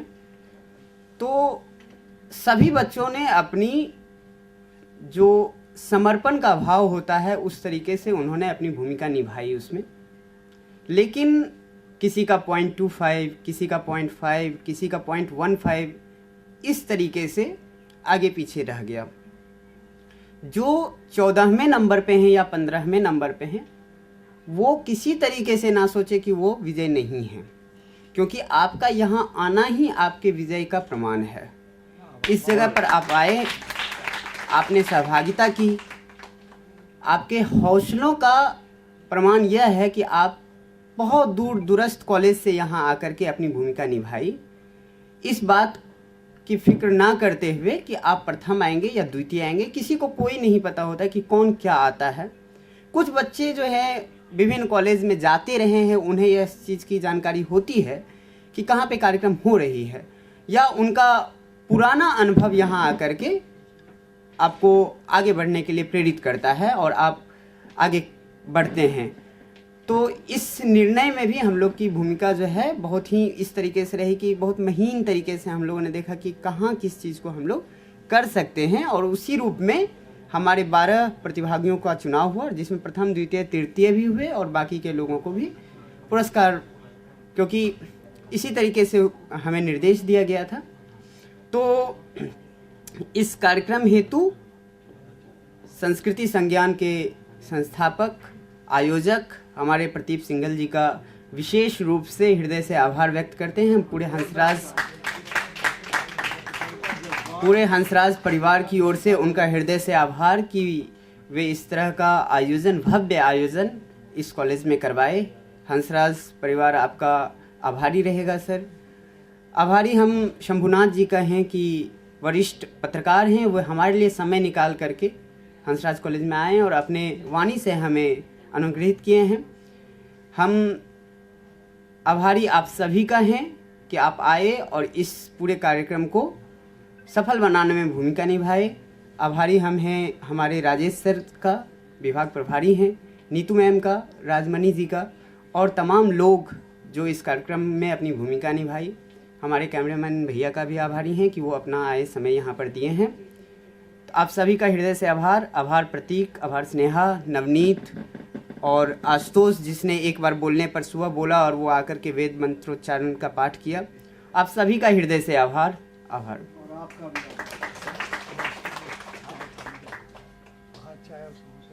बाहर जो है आप सभी के लिए चाय और समोसे की व्यवस्था की गई है, तो आप लोग उसे ग्रहण करके जाएं। बहुत बहुत आभार। आशा है पुनः प्रदीप जी के संरक्षण में, शंभुनाथ जी के सानिध्य में और राजेश सर के मार्गदर्शन में आप सबसे मुलाकात होगी। बहुत बहुत आभार। मिलते हैं बाहर चाय पर।